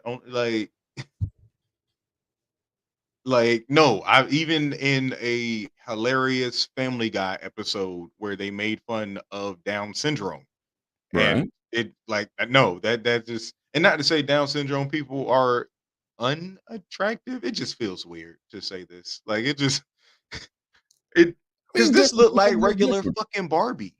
They gave her a like if you put it side by side with her and Barbie, it's just this one is a little bit shorter and a little bit stumpier, I guess. Like her legs a little Yeah. more stumpy. She's just thick. That's all. She got People her would mess little with that this. If this was a real girl, people would mess with her. They wouldn't shy away from her, but what they will shy away from is the girl that looks like the girl when the club lights come on, and then you throw away a number. There ain't no ugly dolls, and just say, hey, because this is what's gonna hurt them kids. Them kids gonna want to look like these Barbies, the ones that look like Beyonce, just Down syndrome Barbie, whatever celebrity Barbie there is out there. They gonna want to look like them, and knowing they can't achieve it, they're selling them false hopes. Where is the basic Barbies out here that look like fives or even sixes? Where that wouldn't even be Barbie. That would be like fucking Bridget. That would that'd be that that's well, Bridget. even Bridget probably look good, but damn, we can have Shrek. Shrek can be a damn Barbie. Just change the skin tone. They sell. I mean, when those promotions come out, but hell yeah, if they make a basic that and you know what, Barbie should have that. She should have the basic Barbie. Yeah, are we gonna call it basic Barbie, or we gonna call it what it is? We Uh, gonna call it ugly Barbie and like, hey, don't you want this ugly Barbie because you kind of look but like it, see, baby? when you put ugly in front of it, that's the reason why. Like, if you give that to someone as a gift, they're literally going to think, "Damn, like." No one wears their ugly with a badge. We're not walking out here in our SpongeBob energy. Just I'm ugly and I'm proud of shit. We say that shit jokingly, hoping that someone will say, "You're not bad looking," at the very least. No. Well, they won't say ugly. They'll just say everyone looks like a 10. They will use it for people who are considered fat. They say, oh, well, fat is beautiful. So No, they'll that's the change thing. the We ain't got narrative fat Barbie definition of yet. that. That's the other. We ain't got fat Barbie yet. They do have thicker Barbie. I don't know what the name of it is. They do have Barbies that are thicker. They're thicker than Ain't this never one, seen. but they I don't have not. like But see, more that's real the way juice you really Barbie. play with it because a thicker Barbie is not a fat. Like Yeah, everybody's thickness ain't proportioned the same way. exactly. We need a Lizzo Barbie pretty much. That's probably coming soon. Yeah, and I want to see, that's a good point. I want to see how that sells. I want to see how many kids actually go to that. The Lizzo Barbie versus the other ones. That's probably coming soon. I'm glad you mentioned that. That is probably Since I coming mean, soon. we every time like Lizzo pops up, people are so quick to tell her to put on clothes. People are so quick to say she's confident. Let her do her thing. Let's give her Barbie. Let's see it. I Let's want to see let's it. let's the same way we got Coi Leray, little boy built ass out here naked as fuck and selling it, talking about she has so much sex appeal. Let's keep Lizzo naked. Let's monopolize on that. Let's be all inclusive. As a matter of fact, I want a Rick Ross Barbie. I want a Rick Ross and Lizzo team up Barbie. That'll be funny. Catchphrase. Oh, We need more hip hop toys. That's what we like. We need more hip hop action figures. like my little buddies, except for the hip hop version. Hell no, because My Little Buddy is based on, or they based the Good Guy doll on Yeah. My Little Buddy Right. from the Child's Play universe. The Right. horror cinephiles out there. So fuck that. Yeah, keep it GI Joe. Keep like the little Travis Scott, fucking action figure thing. Did he His have little one? mascot. He had. He just had one he made on his own, or that was connected to something. Like, It's like I mean, I want to say he released it for sale, like as a special edition type thing. But yeah, he uses a little action figure as like his little mascot stand-in thing. They got some like there's this one website. They have some dope ass figurines where it's like rappers as comic book characters and shit. It's hard as hell. But yeah, they're not actual posable action figures. That's what fuck we need. We need goddamn Robo Rock-Him dolls and shit. Robo Rock-Him. We need Transformers, motherfucking Transformer Wu-Tang Transformers. Well, we got transgender, so what about that? Well, see, they got their Cox doll with Laverne. What we need is a Transformer, and it turns it's one toy, but it turns into all 10 members of the Wu-Tang Clan. That would be nice. Okay. All right. Let's move on to the next story. I'm gonna holler at Rissa about that later on. We're gonna do leave it or medicate it on this next one. Basically, it's a video connected to it, but basically, the question is: can women be with a good man if he's broke? If he stays broke? All right, take a listen to this video. Eating the technical requirements, it don't matter if you a good person, cuz like don't nobody care that a man is a good person if he broke. You know what I'm saying? Don't nobody care if a man is a good person if he can't fight. Don't nobody care if a man is a good, like all that comes after you meet the technical requirements. That gets stressful, bro. It wears on us, you feel me? Like again, I'll be hearing that it's about other shit, but be honest, bro. It's about that after we meet the technical terms, and that is really starting to eat away at us, bro. Amongst black boys, amongst black men, it's rising. You know what I'm saying? And it's from carrying the weight of this thing that we taught not to complain about. And many of us never will. That's a we'll fact. carry it to the grave, bro. We'll grind ourselves right the fuck away to meet that standard of manhood. But I think it's a responsibility still, though. But it's a toxic standard that was set by you guys. So I guess the next step is. Whoa. I didn't lie. Women didn't set the standard. Let's pause. I am a black man. I subscribe. I did not set. Okay, I did I did not build the standard. Right. I build no system. The most I can do is subscribe. Right. But you subscribing, how can you change your subscription? What again? Before you put this all on men, what do women still expect us to be? Okay. Provider. So, okay, back to the question in hand. You get a good guy, he's romantic, he's caring, he's good with the children, but he broke. And he stayed broke. He has no future presentation that shows he's going to change from being broke, or at least in the financial capsule that you want to put him in. Can you stay with him? Can you stay with him long term? And so this question is kind of mostly for Preezy, but we can answer too. Do we think women would stay with somebody like that? But Preezy, I'm gonna let you answer first. So this is the leave it or medicated portion. Leave it or medicated. First, tell us, do you agree with what he said? If you agree with what he said, then leave it. And if you disagree, medicate it, and then tell us why you disagree with what he said. So let me pop this timer up here right quick. So let me get understanding. He's saying that women are not going to stay with men if they're broke, right? Basically, yes. If they can't be a provider, if they're broke, yeah, basically. So first, do you want to leave it or medicate it? And I'll pop the timer up here. Medicated. Oh, my bad. Damn.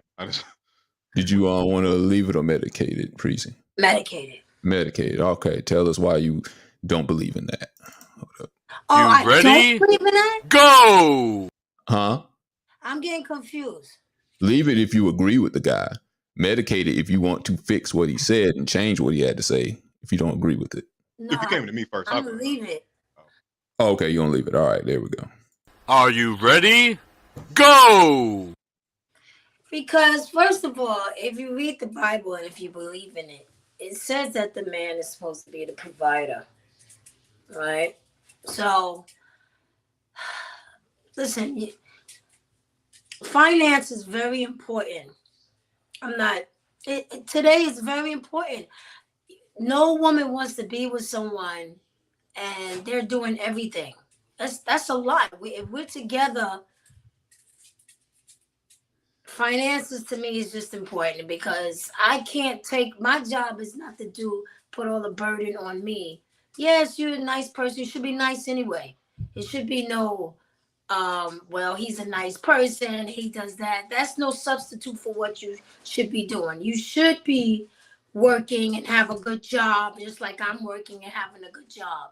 Okay, so all that niceness and taking care of kids, that should come natural. So no, it's no, I don't think any woman, and I don't think a man wants a woman that really is not standing on her own 2 feet. But we are talking about men, so no, I don't believe that a woman is going to stay with a man and she's taking care of everything, because that's a burden on her and it's only going to cause problems and arguments because she's coming on every day sweating and he's home. Okay, he was with the kids. Now, if he's hurt or he's in a situation where he might have lost his job and he's trying to get himself back together, that's different. But if he's not out there trying to apply himself to get a job and just relying on a woman, no, it's not going to work. It's not in today's world, because things are so expensive and it's hard. Why would you want that pressure on your woman in the first place? Well, no, there ain't no woman going to stand for that. They're not. I wouldn't. All right. I'm gonna go ahead and explode.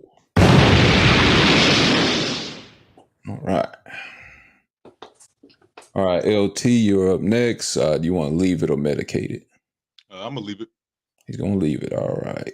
Are you ready? Go! Homie didn't say nothing wrong at all whatsoever. Because those two things are the things that matter most, because essentially what it boils down to, like we always say, can you provide and can you protect? These are the essential two aspects that a man is always going to be judged on. These are manhood principles. There are womanhood principles that a woman could speak to you better about, and there are manhood principles that a man can speak to you better about. And those are protection and providing. So he didn't say anything wrong. But what I thought was interesting was after he finished articulating his statement very well, not attacking women whatsoever in the situation of it, literally just venting and saying, this is how I feel. And it's honestly, it's something that we as men feel, but we feel as though we can't complain about it. You know what I'm saying? Like, just like you were saying of the, he's staying home with the kids and, or she's coming home from work and she's had a long, stressful day. That's literally the everyday of a man coming home like that, or that's what a man is expected to deal with, the long, stressful day of a work, earning so that you could take care of your woman, so that you could take care of your children, and then maybe when you're done with that, take care of yourself. And like you said, we're supposed to wear that and carry that to the grave, and we do. And when he was done, the young lady, interestingly enough, wanted to kind of make that his fault a little bit, kind of make like it seemed like it was a standard that men himself had set. And I'm very glad that he pointed out, it's like we're having this conversation as black men and black women. We don't control anything here. Like, this is a capitalist society and this is a white supremacist society. So this is a society that is run by money, and this is a society that is run by white men. White men fear us and will allow our women to progress because they do not fear our women. They will use our women, and they have used our women against us and us against them. So I get what he was saying. He does not, he didn't conduct, or he didn't create the standard. He just subscribes, because until we plan this exodus out of America back to Africa, we're all subscribing. Okay. All right. I'm going to leave it. Are you ready? Go! The one thing I hate about that part where she was talking about, oh, we created it, like that's what we want to really do. We do want to do it, but as inbred in most of us, we want to be protectors, want to be providers. I hate hearing these discussions where it's kind of put on us like it's just the male ego, and there's nothing wrong with us wanting to do that. I think shaming us for wanting to protect and provide is what's wrong with what a lot of women criticize men in the first place. If I were to say that about a woman who cares for her kids, loves her kids. She's a nurturer. Naturally, that's what she wants to do. If I were to take her kids away and so she couldn't care for the kids, I wouldn't call that female ego. That's something she naturally wants to care for kids. She's naturally a nurturer. And she would probably feel weird that she couldn't care for her kids. Like, hey, nah, you give me the baby. You don't worry about the baby. I'll tend to the baby. If it's crying, I'll help it. You just sit over there. Don't worry about it. Is that female ego? Or is that something she wants to do?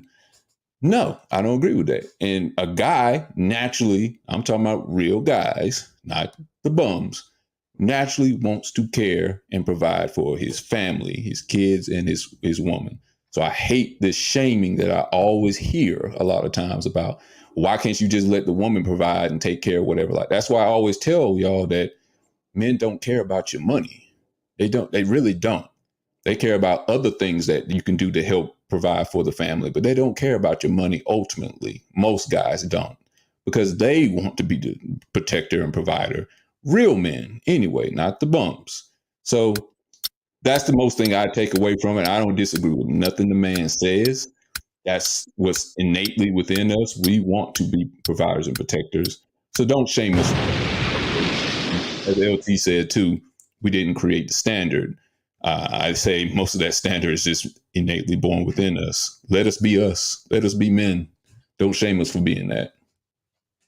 Because we all started worshiping money at a certain point. Like, think about it. Back when we were in a different country, different continent, and we didn't depend on paper or coins for our living, yeah, black men kind of were the best hunters, best gatherers sometimes too. Could build the best shit. We build pyramids all over motherfucking Africa. So yeah, there's a whole new standard in this Western civilization in this modern era that we're living in that was literally built to put certain people, predominantly black men and black women, at disadvantage because the overall goal is to put the black child at disadvantage. As we're seeing in the first thing we talk about was a black student swinging on her young black teacher. Our children are suffering more than anything because we as black men and we as black women are suffering all at the hands of not being able to truly take care of each other. Black men not being able to do it in the financial sense, and black women not being able to do it in the emotional sense. Because again, all that man was doing was venting the feeling, the frustration of this world that I want to protect you from, of the stress of going out and have to work for these things that I want to provide for us and for ours. And it kind of, yeah, being told that, well, that should just be and we do want to do it, but that should just be what you want to do. You should just be able to do it. But yeah, not being able to get the emotional part that we're also expected to be good at as well, along with those other things. Kind of just being told, is what you're supposed to do. And not understanding and recognizing that, yeah, in this country, we're literally put at a disadvantage to do it. Like, as a black man, I'm just not going to have access to certain things without sacrificing elements of myself as a black man. Like literally those two things. I might have to sacrifice elements of my blackness, and I might have to sacrifice elements of my manhood in order to thrive in certain ways within this country, just within capitalism. um and yeah, until we figure out a better system of working together, or we really got to get out of here. Like that's honestly what it boils down to me. We really got to all be open to relocate. I've been watching videos where like this white dude, he goes through Africa and he literally lives off of like $10 for days at a time. Hmm. Because yeah, the currency exchange is much different. So yeah, if more black, and I watched a video where a lot of black people have been relocating to parts of Africa like Ghana and the Ivory Coast, parts that we were taken from, and parts that are actually welcoming us back and building communities there. I saw black teachers that went over there and they were teaching African students, black women, black men. There was a black dude speaking different languages. Like in these African countries, they already speak three different languages. They speak French or some type of European language because they've been colonized. They speak their native language, whether that be Swahili, Yoruba, Igbo, Fulani, and then they speak English when we come over there and want to take pictures and shit. The only thing that they're missing is resources, or not even resources, because their resources get robbed from them. They don't get paid for their resources. So the only thing they're missing is funds and finances. We have so many black billionaires over here in America. We could really go over to Africa and make it the superpower it deserves to be. But obviously, black millionaires in this country are not allowed to do that because they were allowed to be millionaires, and a few of them were allowed to be billionaires so that others were not allowed to be billionaires. Like, it's so strange that we're living in a time where we watch Kanye West lose $11 billion and people started a GoFundMe for this already still a fucking 100 millionaire. But we're watching a teacher lose her job and people are telling her to sell your ass online so that we could just probably jerk off to it for free on Twitter. I know what y'all do. Y'all are sick. I used to do. Right. But yeah, we'll get back to what we're talking about.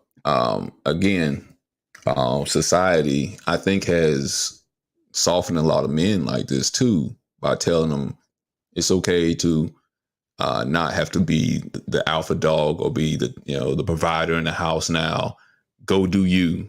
That's and I got a lot of guys. Your woman will never respect you if you're not able to do those things for her. If you're not able to do those things for yourself. Not long term, they won't. No.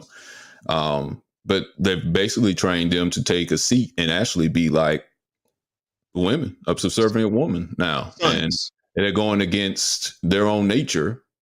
And a lot of guys, I feel, are unhappy with that, but they've been raised through, by women. It's not all their fault, but if that's all they've seen, then a lot of guys naturally tend to try to be like their mother. And I don't even think they try. I think it's just something that happens over time. Like, because you're being raised by someone that no matter what, they're dealing with their emotions. You know what I'm saying? Like a woman is going to go through her emotions. And even though she's walking in her masculine energy because she's a single mother. Because she has to. She has to, but she is still a woman. She is still going to have those emotional outbursts that any one single parent would be prone to having, but just that are more accustomed to that gender. And when a little boy is predominantly exposed to that, you're going to do what you know. You're going to, and especially when you see those people, those kind of parents act justified in those kind of things. That's teaching the child that I can have emotional responses. I can demand things from people. I can get these things by acting this kind of way.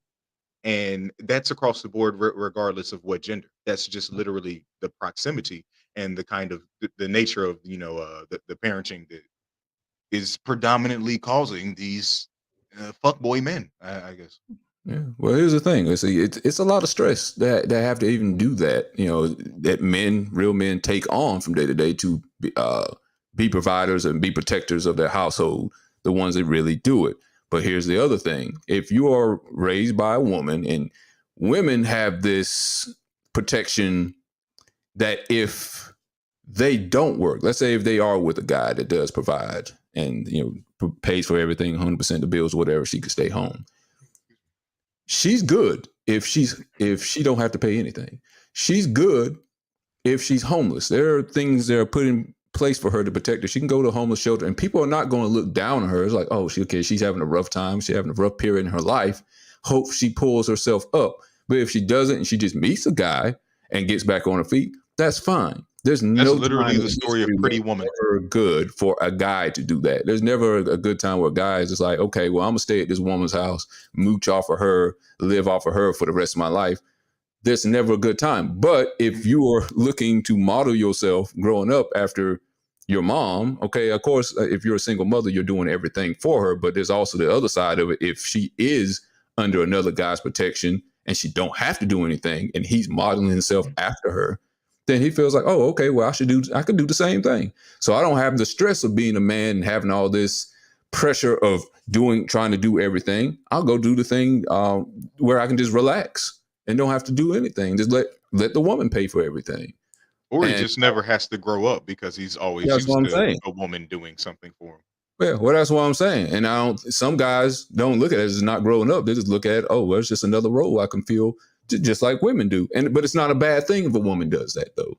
Is what I'm saying. That's not. It's not a bad thing if a woman feels that role if she doesn't have to. But for a guy, that's pressure every day. You're supposed to be in charge, supposed to be in a good place to see where you can take care of yourself and other people. There should be never a time where you should just fall back and just let the money pour in from somebody else. Guy, if you're staying with a roommate with a bunch of other guys, you should let a bunch of roommates take care of you. Unless you just, for a couple weeks or a couple months maybe, but not for life. And there's, like I said, there's some guys like that can't get out of that trap hole and they're stuck there. That's not what a real guy should be like.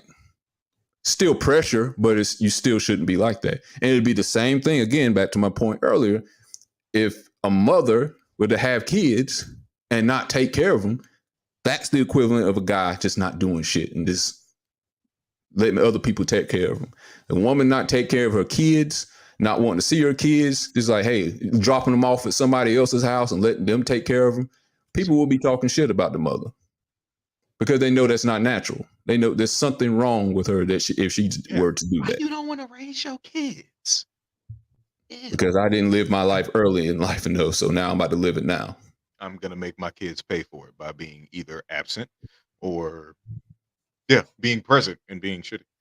All right. And it should look odd for a guy to sit on his ass all day. And it should look odd for a woman not take care of kids. It should look odd for a man not take care of his kids too. But I'm saying there's a different way guys and women take care of their kids. More than likely, if a guy doesn't take care of his kids, which is still bad, he's not going to get the same disrespect that a woman would get if she won't take care of her kids. Which is odd.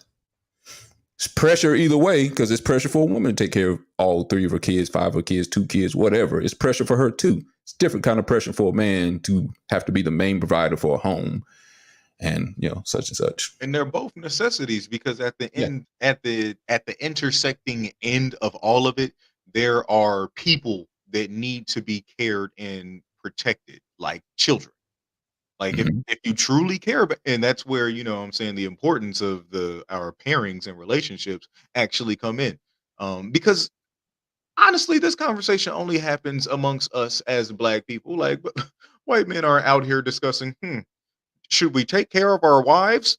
Their wives are fucking taken care of. That's why we see all of them with housewife shows out here in the fucking streets, fucking gardeners and shit, because they're so well taken care of, they're bored. Their lives are so cushy and without any struggle, without the thought of financially struggling, that they're just struggling intimately. Find a reason to fight. Everything's going right in your life. You still find a reason to fight. It's just not there anymore. When we were in Saint-Tropez last weekend, there was just a disconnect. It's like, bitch, how you disconnected in Saint-Tropez? Because I left him at home. Yeah, it was like you just took a tour of Spain to go ride on the back of some nigga named Mario's bike, his Vespa. All right. Okay. Preezy, did you have anything to add to this before we move on?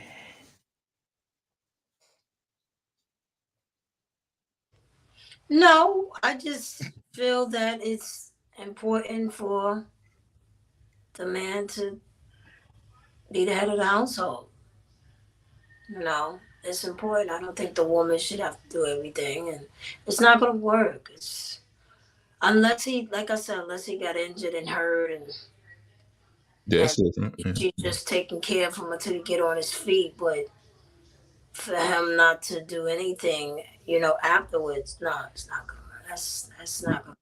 Finance is very important today. What if he lost his job? What time range at the longest would you give him to get back on his feet? 30 days. No. Wow, damn. Landlord. You got 30 days or you get evicted. No. If he lost his job, it's hard. Listen, getting a job out here today is very difficult. But if I see that he's making an effort, like he is really like busting his butt. I mean, he's trying. So I would be sympathetic with that. But if I see him sitting on the couch and he was like, yo, we watching the game and babe, going up in there making some popcorn. What? You gonna be out. Been You know, waiting on you you all know, day. I'm you better go to hungry. McDonald's and start flipping these burgers. I don't care where you work at. Bring some money in this house or bring us some food back. And I don't really eat McDonald's, but at this point, get on over there and start working at McDonald's and bring me back a filet of fish sandwich before you come back in the That's house. right. That's right. You gotta do something, and then when you showing that, hey, listen, I'm really trying, that just makes me feel better because he's not giving up. He's doing something, and that would make the woman feel even better. Like, listen, I know it's hard.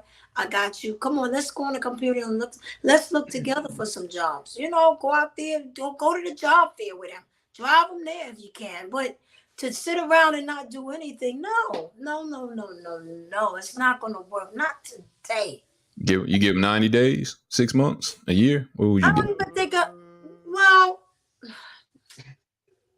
I don't want to say it like that because I know it's difficult getting a job. So I know it's hard out there, but no, I don't think There's like little I hustles, would but like encourage them, there's like, hey, honey, did you what's going on today? Did you put? And I would probably even bring applications in for him.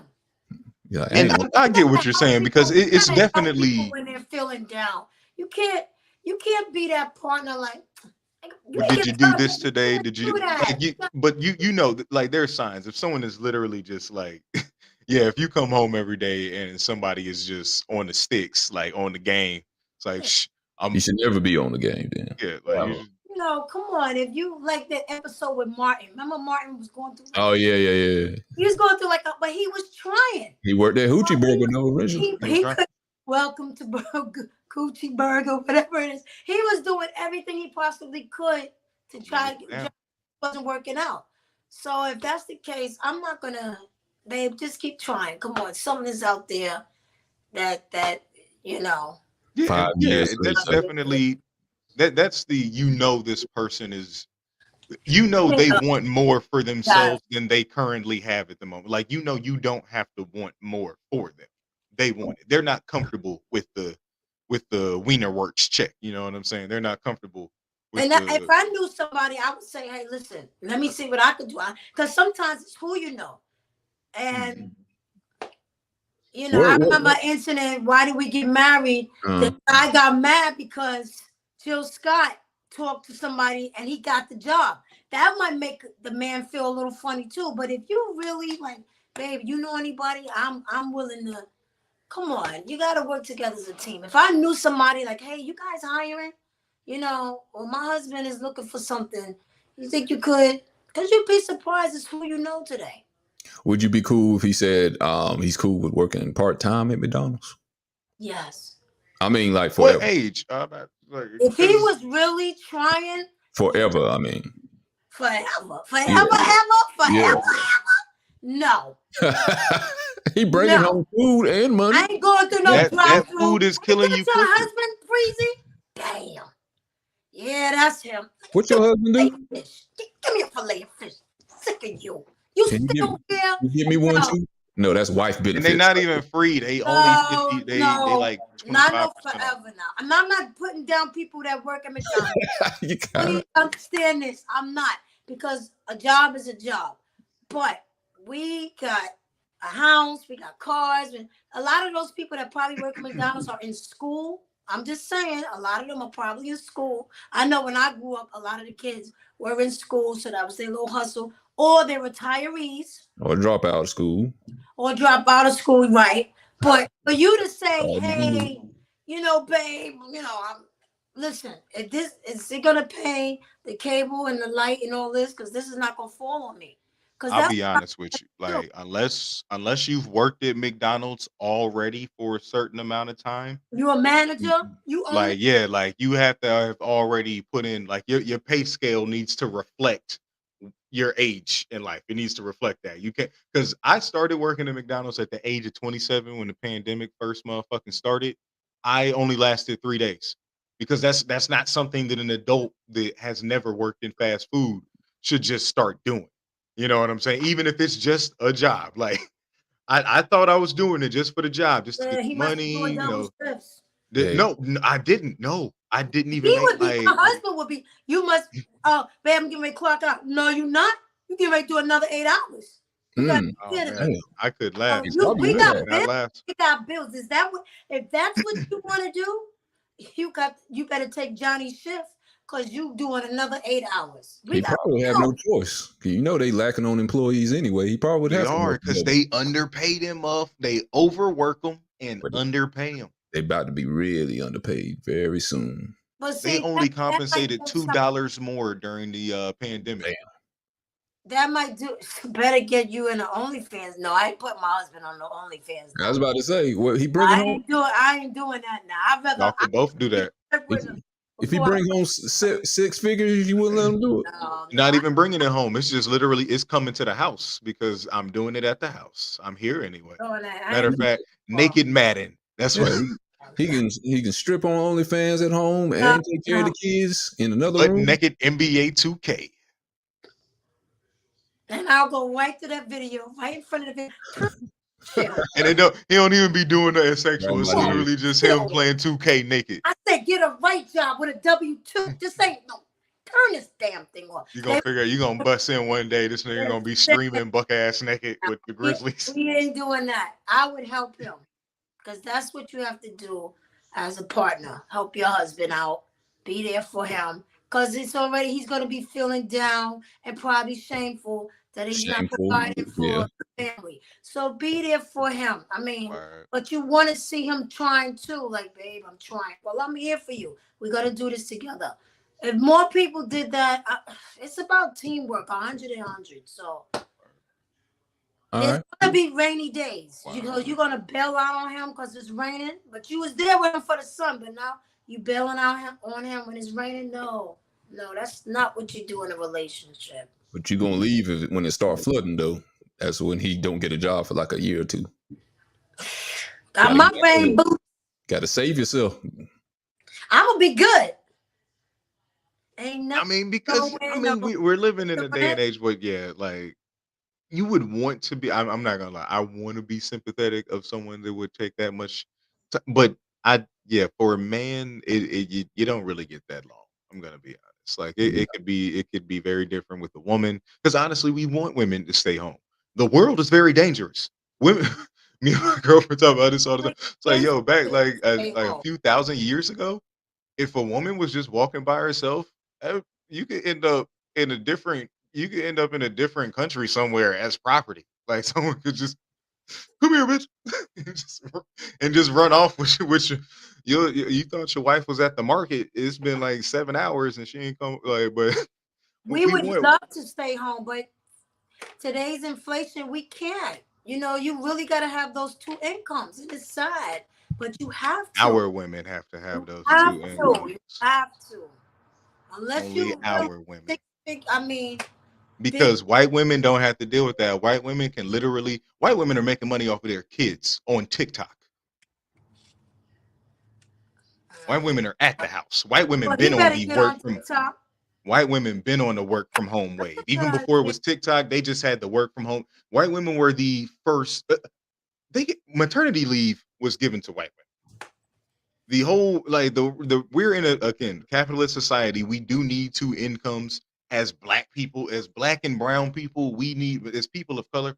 We need two incomes to survive, and that's what draws our women out of the house. So there's no one there for our children. That's why our children are going to school and swinging at every motherfucking body.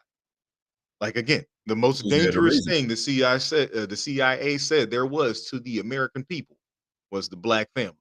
Yeah. Well, that's why it's foolish for a lot of women to push being independent.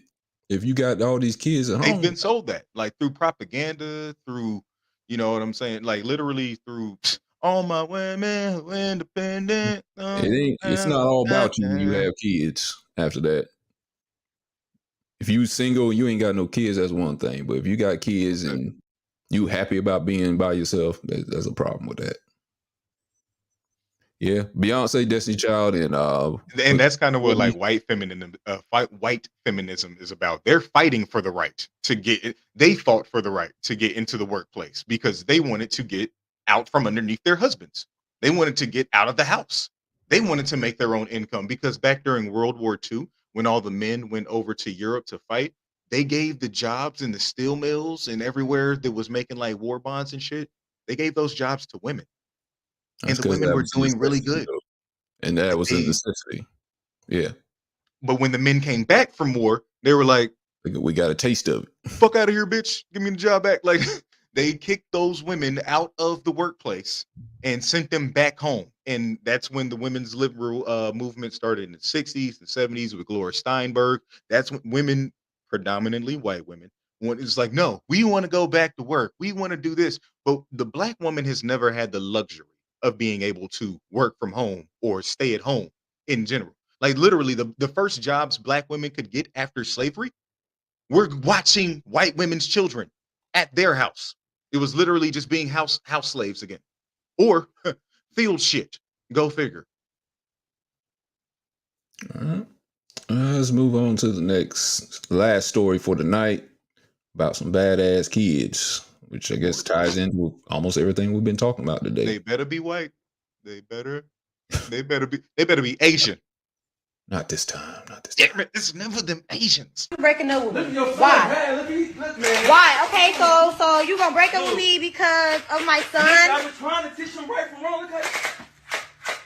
Man, give me this gun, dog. What you mean? What you say? I said. That's what. So you gonna break up with me Man, because of my child? Listen, He's just a child. He's bad, dog. He just need a little guidance, man. Like, don't. That's a petty reason to break up with somebody. I ain't gonna lie. How? Oh, why? Over a 10-year-old? Over a 10-year-old. Over a 10-year-old. Over a 10. Okay. No, he bad. Right. Okay, but that's not no reason to break up with nobody. I can't do it no more, man. So you gonna throw? You gonna figure out that, man? I'm done. So you just gonna throw all these years down the drain? He done. Hey. Okay. More than likely, I'm assuming this is a step parent of this child, whatever. So I guess the question will pop up in here. Leave it or medicate it. Leave it if you agree. If the person that you're with, and this is men or women, if you're going into a relationship where the other person has children, if they cannot control their kids, is that a good reason to get out of a relationship? Yeah, if they and you already at a disadvantage anyway because you're a step parent, and probably most parents will not allow you to discipline their kids. They're like, well, he didn't come out of you, he didn't come from you, so you can't touch them. You just can talk. It almost puts you in a position as a teacher, almost. You can't do anything to him but talk. Do you agree that he should leave? Was this a good reason to leave a relationship?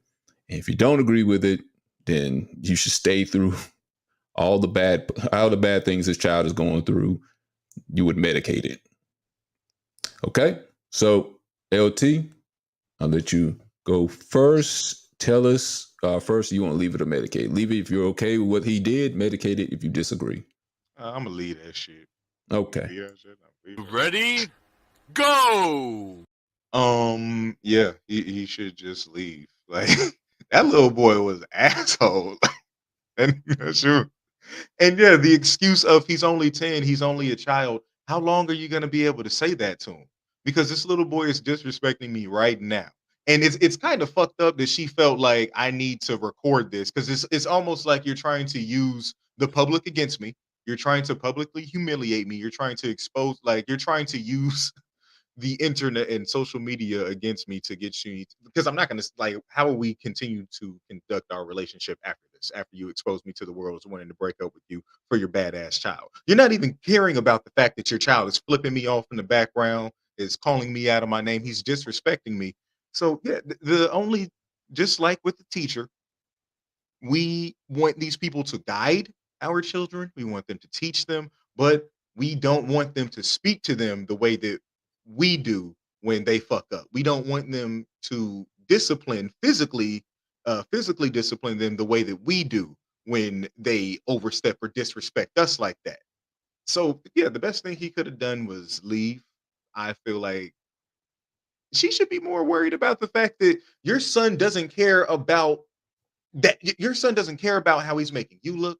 Your son doesn't care about this person, and like this is the fact. I honestly thought that was a teenage girl.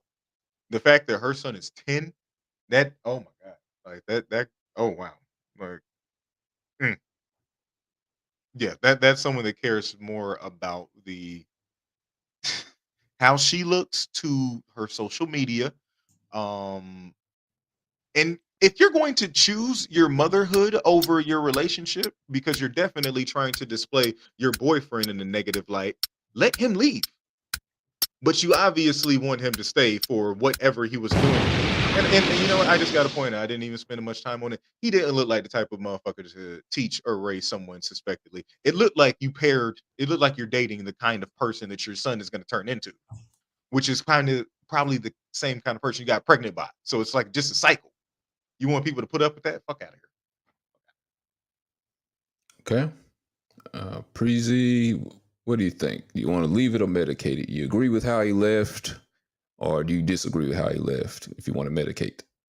I'm gonna leave it. She's going to leave it. Tell us why. Are you ready?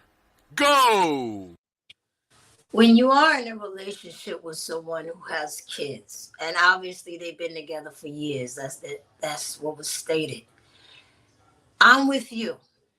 And I should get respect not only from you, but from your children, because I'm pretty sure if I'm with you, I'm doing things for your child as well. Now, that child is 10 years old.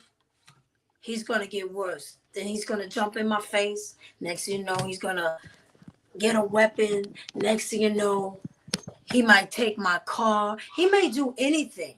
And for her to even make the statement, he's just a child. But he's old enough to stick this finger up. He's old enough to say F you.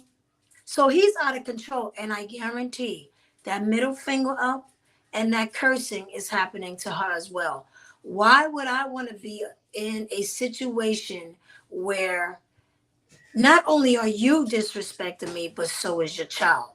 That's not healthy. And I'm going to be miserable. And what's going to happen? I'm going to get angry and I'm going to hit him. I'm going to hurt him and I'm going to jail. So I will remove myself from that situation. You get a hold of your child because he's getting ready to go to jail, or he's getting ready to go out in the streets or do something that's negative. For him to disrespect him like that, leave. Leave before you hurt him, and leave before you hurt her, because she's not disciplining him correctly, because it's definitely toxic.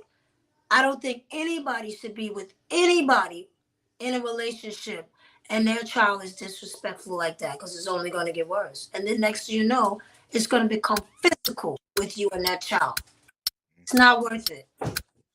Save yourself. Real. All right. Kids are a reflection of you. Hey, Absolutely. Michelle. Absolutely. All right. I guess I will agree with you guys. I'm going to leave it. Are you ready? Go! Okay, so this connects with, against the first story we were talking about. It's a healthy fear that you should raise your children with. And apparently this is not going to happen with most step parents if you don't give them any kind of authority to discipline your kids. I understand. I guess most step parents view the person they're dating as a stranger, so they don't think they should have the right to put their hands on them or even put them in a corner or discipline how they seem fit. But you're putting that other person at a disadvantage. You're supposed to be on the same level as your compatriot. The mother and father are supposed to be on the same level, I feel, as the step parent. If they have stepped in the role as the parent, let's just say the father, real father's out of the picture, they should be able to step in and do the same thing, I feel. If you don't trust their judgment as being a parent to your kid, let alone step parent, then you've picked the wrong person. This is period, point blank to me. I don't see how you could get in a relationship and you will not allow them to do the same thing that the other parent has done. I'm saying also if the parent is not in their life. If the parent's still in their life, that's another conversation. Then you can carry the child to the father or the real mother and have them discipline them. But if it's just you two guys, you put them at a disadvantage, just like you putting these teachers at a disadvantage. When you take them to school, they don't have any power except to send them to the principal, send them home, or expel them. And a lot of kids don't care about that because a lot of times they don't want to be in school anyway. So the kid don't want to listen to the step parent, and you're defending it. If you're not giving him any power or her any power, they're just going to be free to do whatever they want to.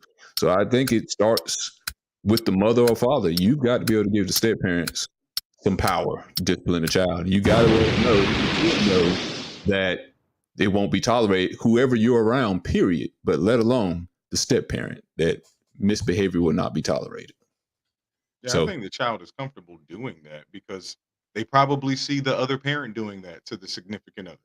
Right. Like a child has to be comfortable. And plus, let's be honest, when we see parents this young, they've probably allowed their child to do things that they've called quote unquote cute that you shouldn't be allowing your child to do. Like you got your middle finger up, so you allowing them to have your middle finger up. And they probably, this little boy has probably heard his mother curse her boyfriend the fuck out.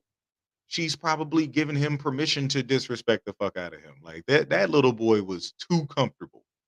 Just I hate those videos that people have up that put them 3-year-olds or 4-year-olds cursing. They like, oh, it's so cute. He know how to say a curse word. I'm like, you just say the darndest. No, like yeah, I hate that. I hate it. Like that's not because again, the digital footprint that we leave behind, like that. As a child, I thank my parents for never having me looking stupid on America's Funniest Home Videos or some shit, like out here cursing, out here with a cigarette in my mouth at like 3 years old because I think it's the little chalk candy or some shit. Like we really just allow our children to do things because like they say they're we think too much of them being a reflection of us, and we think of them as an extension of us. And when we're at a very young age where we're emotionally and mentally undeveloped yet, we're not even thinking about how we're going to look in the future, let alone how this is going to make me and my child look in the future. Yeah, that's where it can be bad when you're living vicariously through your children to let them do what you failed to do as a kid or as an adult. That's dangerous right there. Instead of raising them just to be a productive member of society, when you're trying to live through them for your failures. Yeah, you raising them to not give a fuck because you don't give a fuck. Like, or to be I forgot what word I was going to use for that. Yeah, I forgot. I had a brain fart. I forgot what the thought I was about to say about that. Y'all can go ahead. Mork ass niggas. Yeah, okay. Y'all go ahead. What else y'all had to say about this? I'm trying to regain what thought I had about this. I was about to say. This little boy was bad. Like, oh my, like he the type of kid that if he come around when we playing a sport, we gonna act like we done playing because because he not gonna play right. He not even gonna want to play. He just want to mess with shit. Like he want to do the wrong shit on purpose. He's headed for destruction. Yeah. And his parents are probably like, let's say he does have a father in his life. I can't imagine his father is telling him to respect his mother's boyfriend. Some will tell him not to.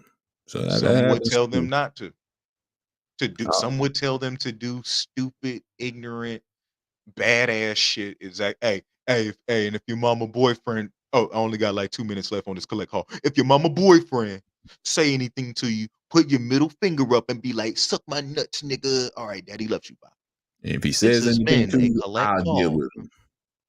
Well, I was about to say, now I got my thought back. Well, I was about to say some parents are too busy, like we have said a couple times tonight, of being friends. That is probably one of the biggest mistakes that a lot of parents are doing with their kids, is trying to be their friends because they don't want to look badly. They don't want the kids to look badly on them the way they looked at their parents because they didn't like the way their parents disciplined them. So they want to be closer to them and be like Butch Cassidy and the Sundance Kid and be the best of friends. And that's not good because you lose respect. You treat your friend, you argue with your friends. You yell at your friends. You get in fight with your friends, fist fights with your friends. So here's the thing. Here's the difference between the friends be with as a parent and a kid. That's non-negotiable. the way we act with parents or the way we act with kids and the difference it is to me and or personally between the friends and or the way we treat our friends and the way we treat our kids. We treat our kids more like pets because we expect them to we expect them to do what we tell them to. We're completely fine with them disrespecting adults as long as it's not us. Like you're completely fine with your dog barking at people, but if they bark at you, you're gonna what the fuck, motherfucker. I feed you, I wash you, I this you, I that. Like we are very quick to do that to our children. But yeah, we're perfectly fine with them being this way with other people, and yeah, it ties in a lot to when we're emotionally and mentally undeveloped and ill prepared to have these children and don't have them in the best circumstances or with you know in the best version of ourselves. They literally take on the mannerisms that we're walking in at the age of 21, 22, 23. Mm. And we're not all solidly put together at that age, and they even though they grow up with us, we're still growing. Like it's we yeah we got to take more time to separate being ourselves and being with our children. They're not our they are people, but they are not our friends. They are our responsibility. Well, let me ask you guys this question then. If you were, you two, both of you have, let's say daughters, or well, yeah, let's say daughters, and you break up, break up with your father, well, your husband or your wife. Now then there are exes. You're going on a new dating world, and you find someone new. Will you allow the step parent to discipline your child? And if you will, how long do you think it would take to where you're comfortable with that happening after, start the dates? When you say discipline, what is discipline? Anything, like anything you would do to them. If you would spank your child, they can spank. If they can put them in a corner, they can put them in a corner. If you can scold them and yell at them like you would do, the same thing you would do. If a child, let's just say they go fight at a school, like that student with that substitute teacher, would you be comfortable ever with letting the person you're dating or significant other or wife or husband, would you ever be comfortable letting that happen? Now, I don't think you need to hit at them. Let me take care of that part. But telling them what to do or maybe scolding them, yeah. Especially if they did something bad, something that we need to discuss, let me know. But I don't know about hitting. Don't hit them. I'll take care of that. But scolding, yes. Hey, what are you doing? Go do what you're supposed to do. Do your homework. Do your chores. Didn't your mother tell you to do your chores? Blah, blah, blah, blah. Yes. They should. If I'm with you, they should have the right to tell a child what to do. They have the right, but not the hitting part. But if I'm dealing with someone and they're taking care of us and watching the kids, they have the right to tell the child to stop doing things that's not right. Why is that though? Why would you let the baby father do what he can, but not the stepfather? Not the hitting. I'm saying you wouldn't let the baby father spank either? Oh no. Well, yeah, the baby father. Yeah, that's why I didn't want to because I would have to start thinking about if I have a child and If then I he's start the dating father, someone.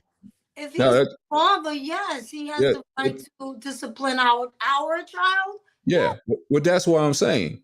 Okay. Why would you But he's absent. Hold on. Why would you not let the stepfather, but let the father do it? But he's supposed to be help raising your child too. Right, but you bring it. That's my child. Don't put your hands on. You can tell them what to do, but as far as the hitting part, no, don't. You don't have to hit. But you'll put him at a disadvantage. And this is why I hear some people that go and try to go into a different relationship as step parents, they'll turn away from dating women or men, with children because they know they'll be at a disadvantage. Is the father still around? Well, in this case, no. The father's not around. The real father. No, he's not around. Then it's a difference. I think that's a difference. If the father's still around, then I don't think he's going to want another man to be hitting his child. Understandable. But if the father is not around, he is taking over the father's place. yeah, he should have the right to tap him or whatever. Yeah, but if Okay. father is around, no. Okay. Okay. I get that. Let his daddy handle that. Now you can tell him what to do as far as putting his hands on him. Let's hope that never even gets to that level. Because if my child is disrespecting my new husband or whatever, that's not good. I get what he's saying about the disadvantage though, because at that point, all the stepdad could really do is say, "I'm gonna call you daddy. I'm gonna call him. Make me call you daddy." We'll let if the father is still around, let his biological father handle that. But if it is, It can get gray because, like, it's like because what if the father is the biological father is abusive? Like, what if there's a reason we're not letting him do that? but Or he a drunk or some shit. Yeah, that just I'm just saying, but that would put stay on the men part. That would put a lot of fathers at a stepfathers at a disadvantage if they can't do anything. Well, not when we anything. say hitting, what's hitting? I mean, just spanking, a spanking across the behind, a hand or whatever. Not And a it gets beat. real again. It gets real great because what ages are we talking? Like, are we talking about a toddler? Are we talking about a adolescent, a teen? Somebody 10 and under. Let's just go with that. Kids gonna like, you're not my dad. Yeah, and you know why they're saying that. You know. And that's a very authoritative statement. You're not my dad, even though you're kids don't even get that when they're saying it. They don't even fully get everything they're saying. And I think they do too. It's like, you're not my dad. You can't tell me what to do. They should be able tell me what to tell you what to do, though. Bitch. They should be able to. If that is the stepfather, he has the right to tell the children what to do. He should. But spank though. It depends. If the father around, no. Okay. The father, if the father's not around, no. No. Wait, Okay. I'm saying it wrong. If the father's around, no. But if the father's not around, well, yes, he should discipline the child. But you guys gotta have that agreement, though. You gotta, that's gotta be talked about. Because I would just tell my child, listen, you have just need to know the relationship you of have that to father listen to your child. daddy, Harold. I'm gonna say Harold because I use Harold all the time. Listen, Harold is in my life, and that's even though it's your stepdad, you have to respect him. Okay. And I think that's what the mother should do. You respect your stepdad.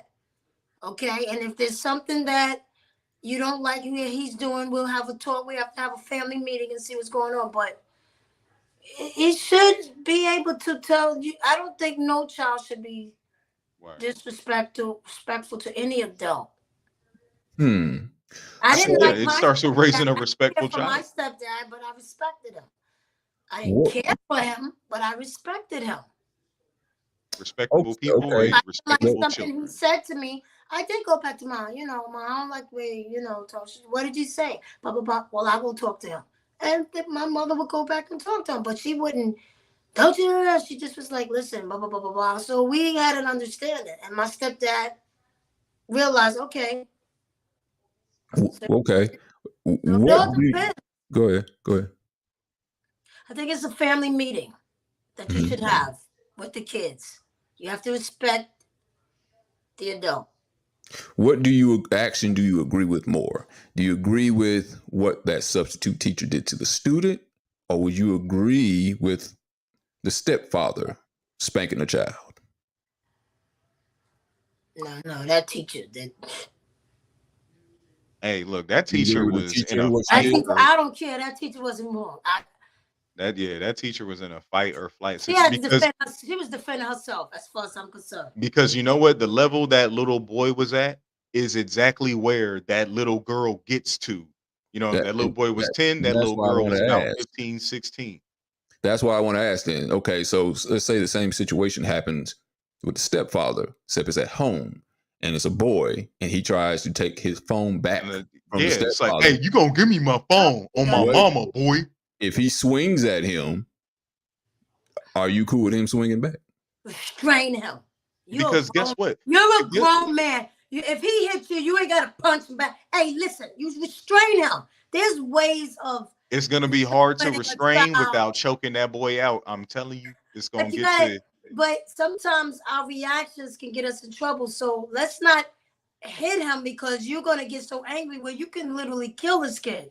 So Yeah. he's not worth it. You're gonna restrain him. Call the mother. Listen, you gotta come home because before I hurt him. Why kill him? You need to come home because he's not listening to me.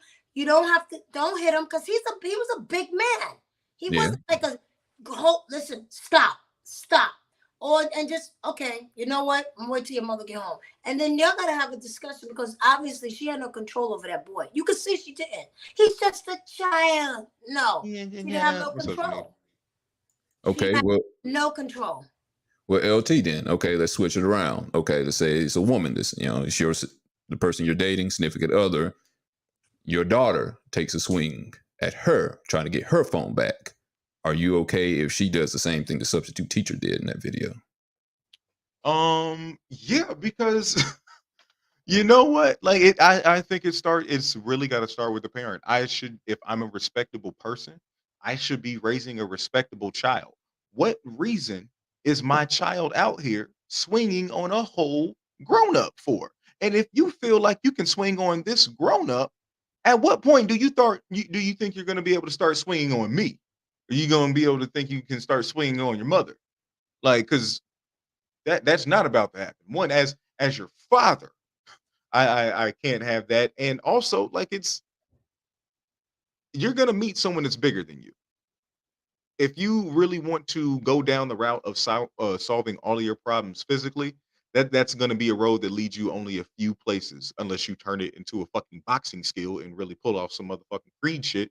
But yeah, that starts with me as a parent. If my child is swinging on adults, especially young adults, if a fucking 15-year-old that was the same size as me, and I'm not a big dude at all, fucking swung on me, he might have a chance of getting on my ass if I don't defend myself.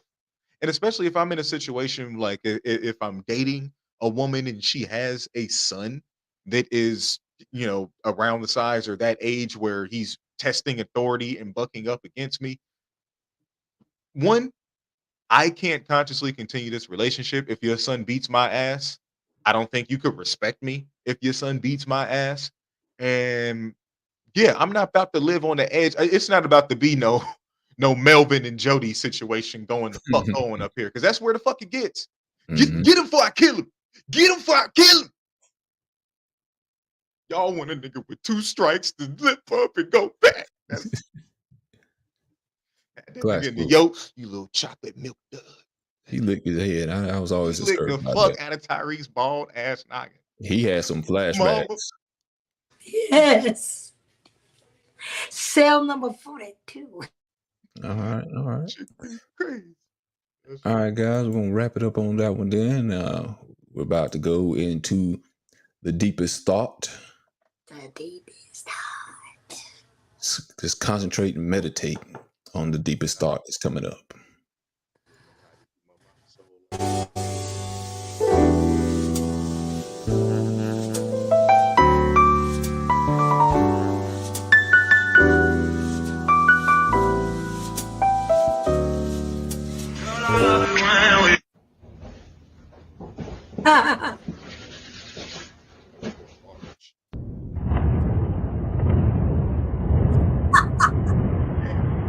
That's funny.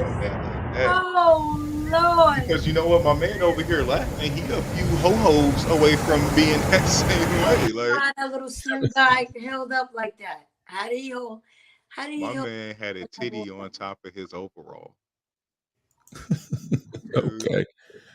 All right, guys, that's the end of the show for today. I'd like to thank everybody for joining us on Hostile Therapy and get some hostile therapy, not because you want it, but because you need it. Thank you, Preze and LT, for joining us, and the rest of the audience.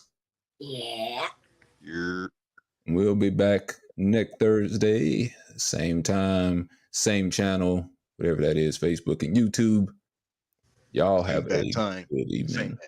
Peace. Peace.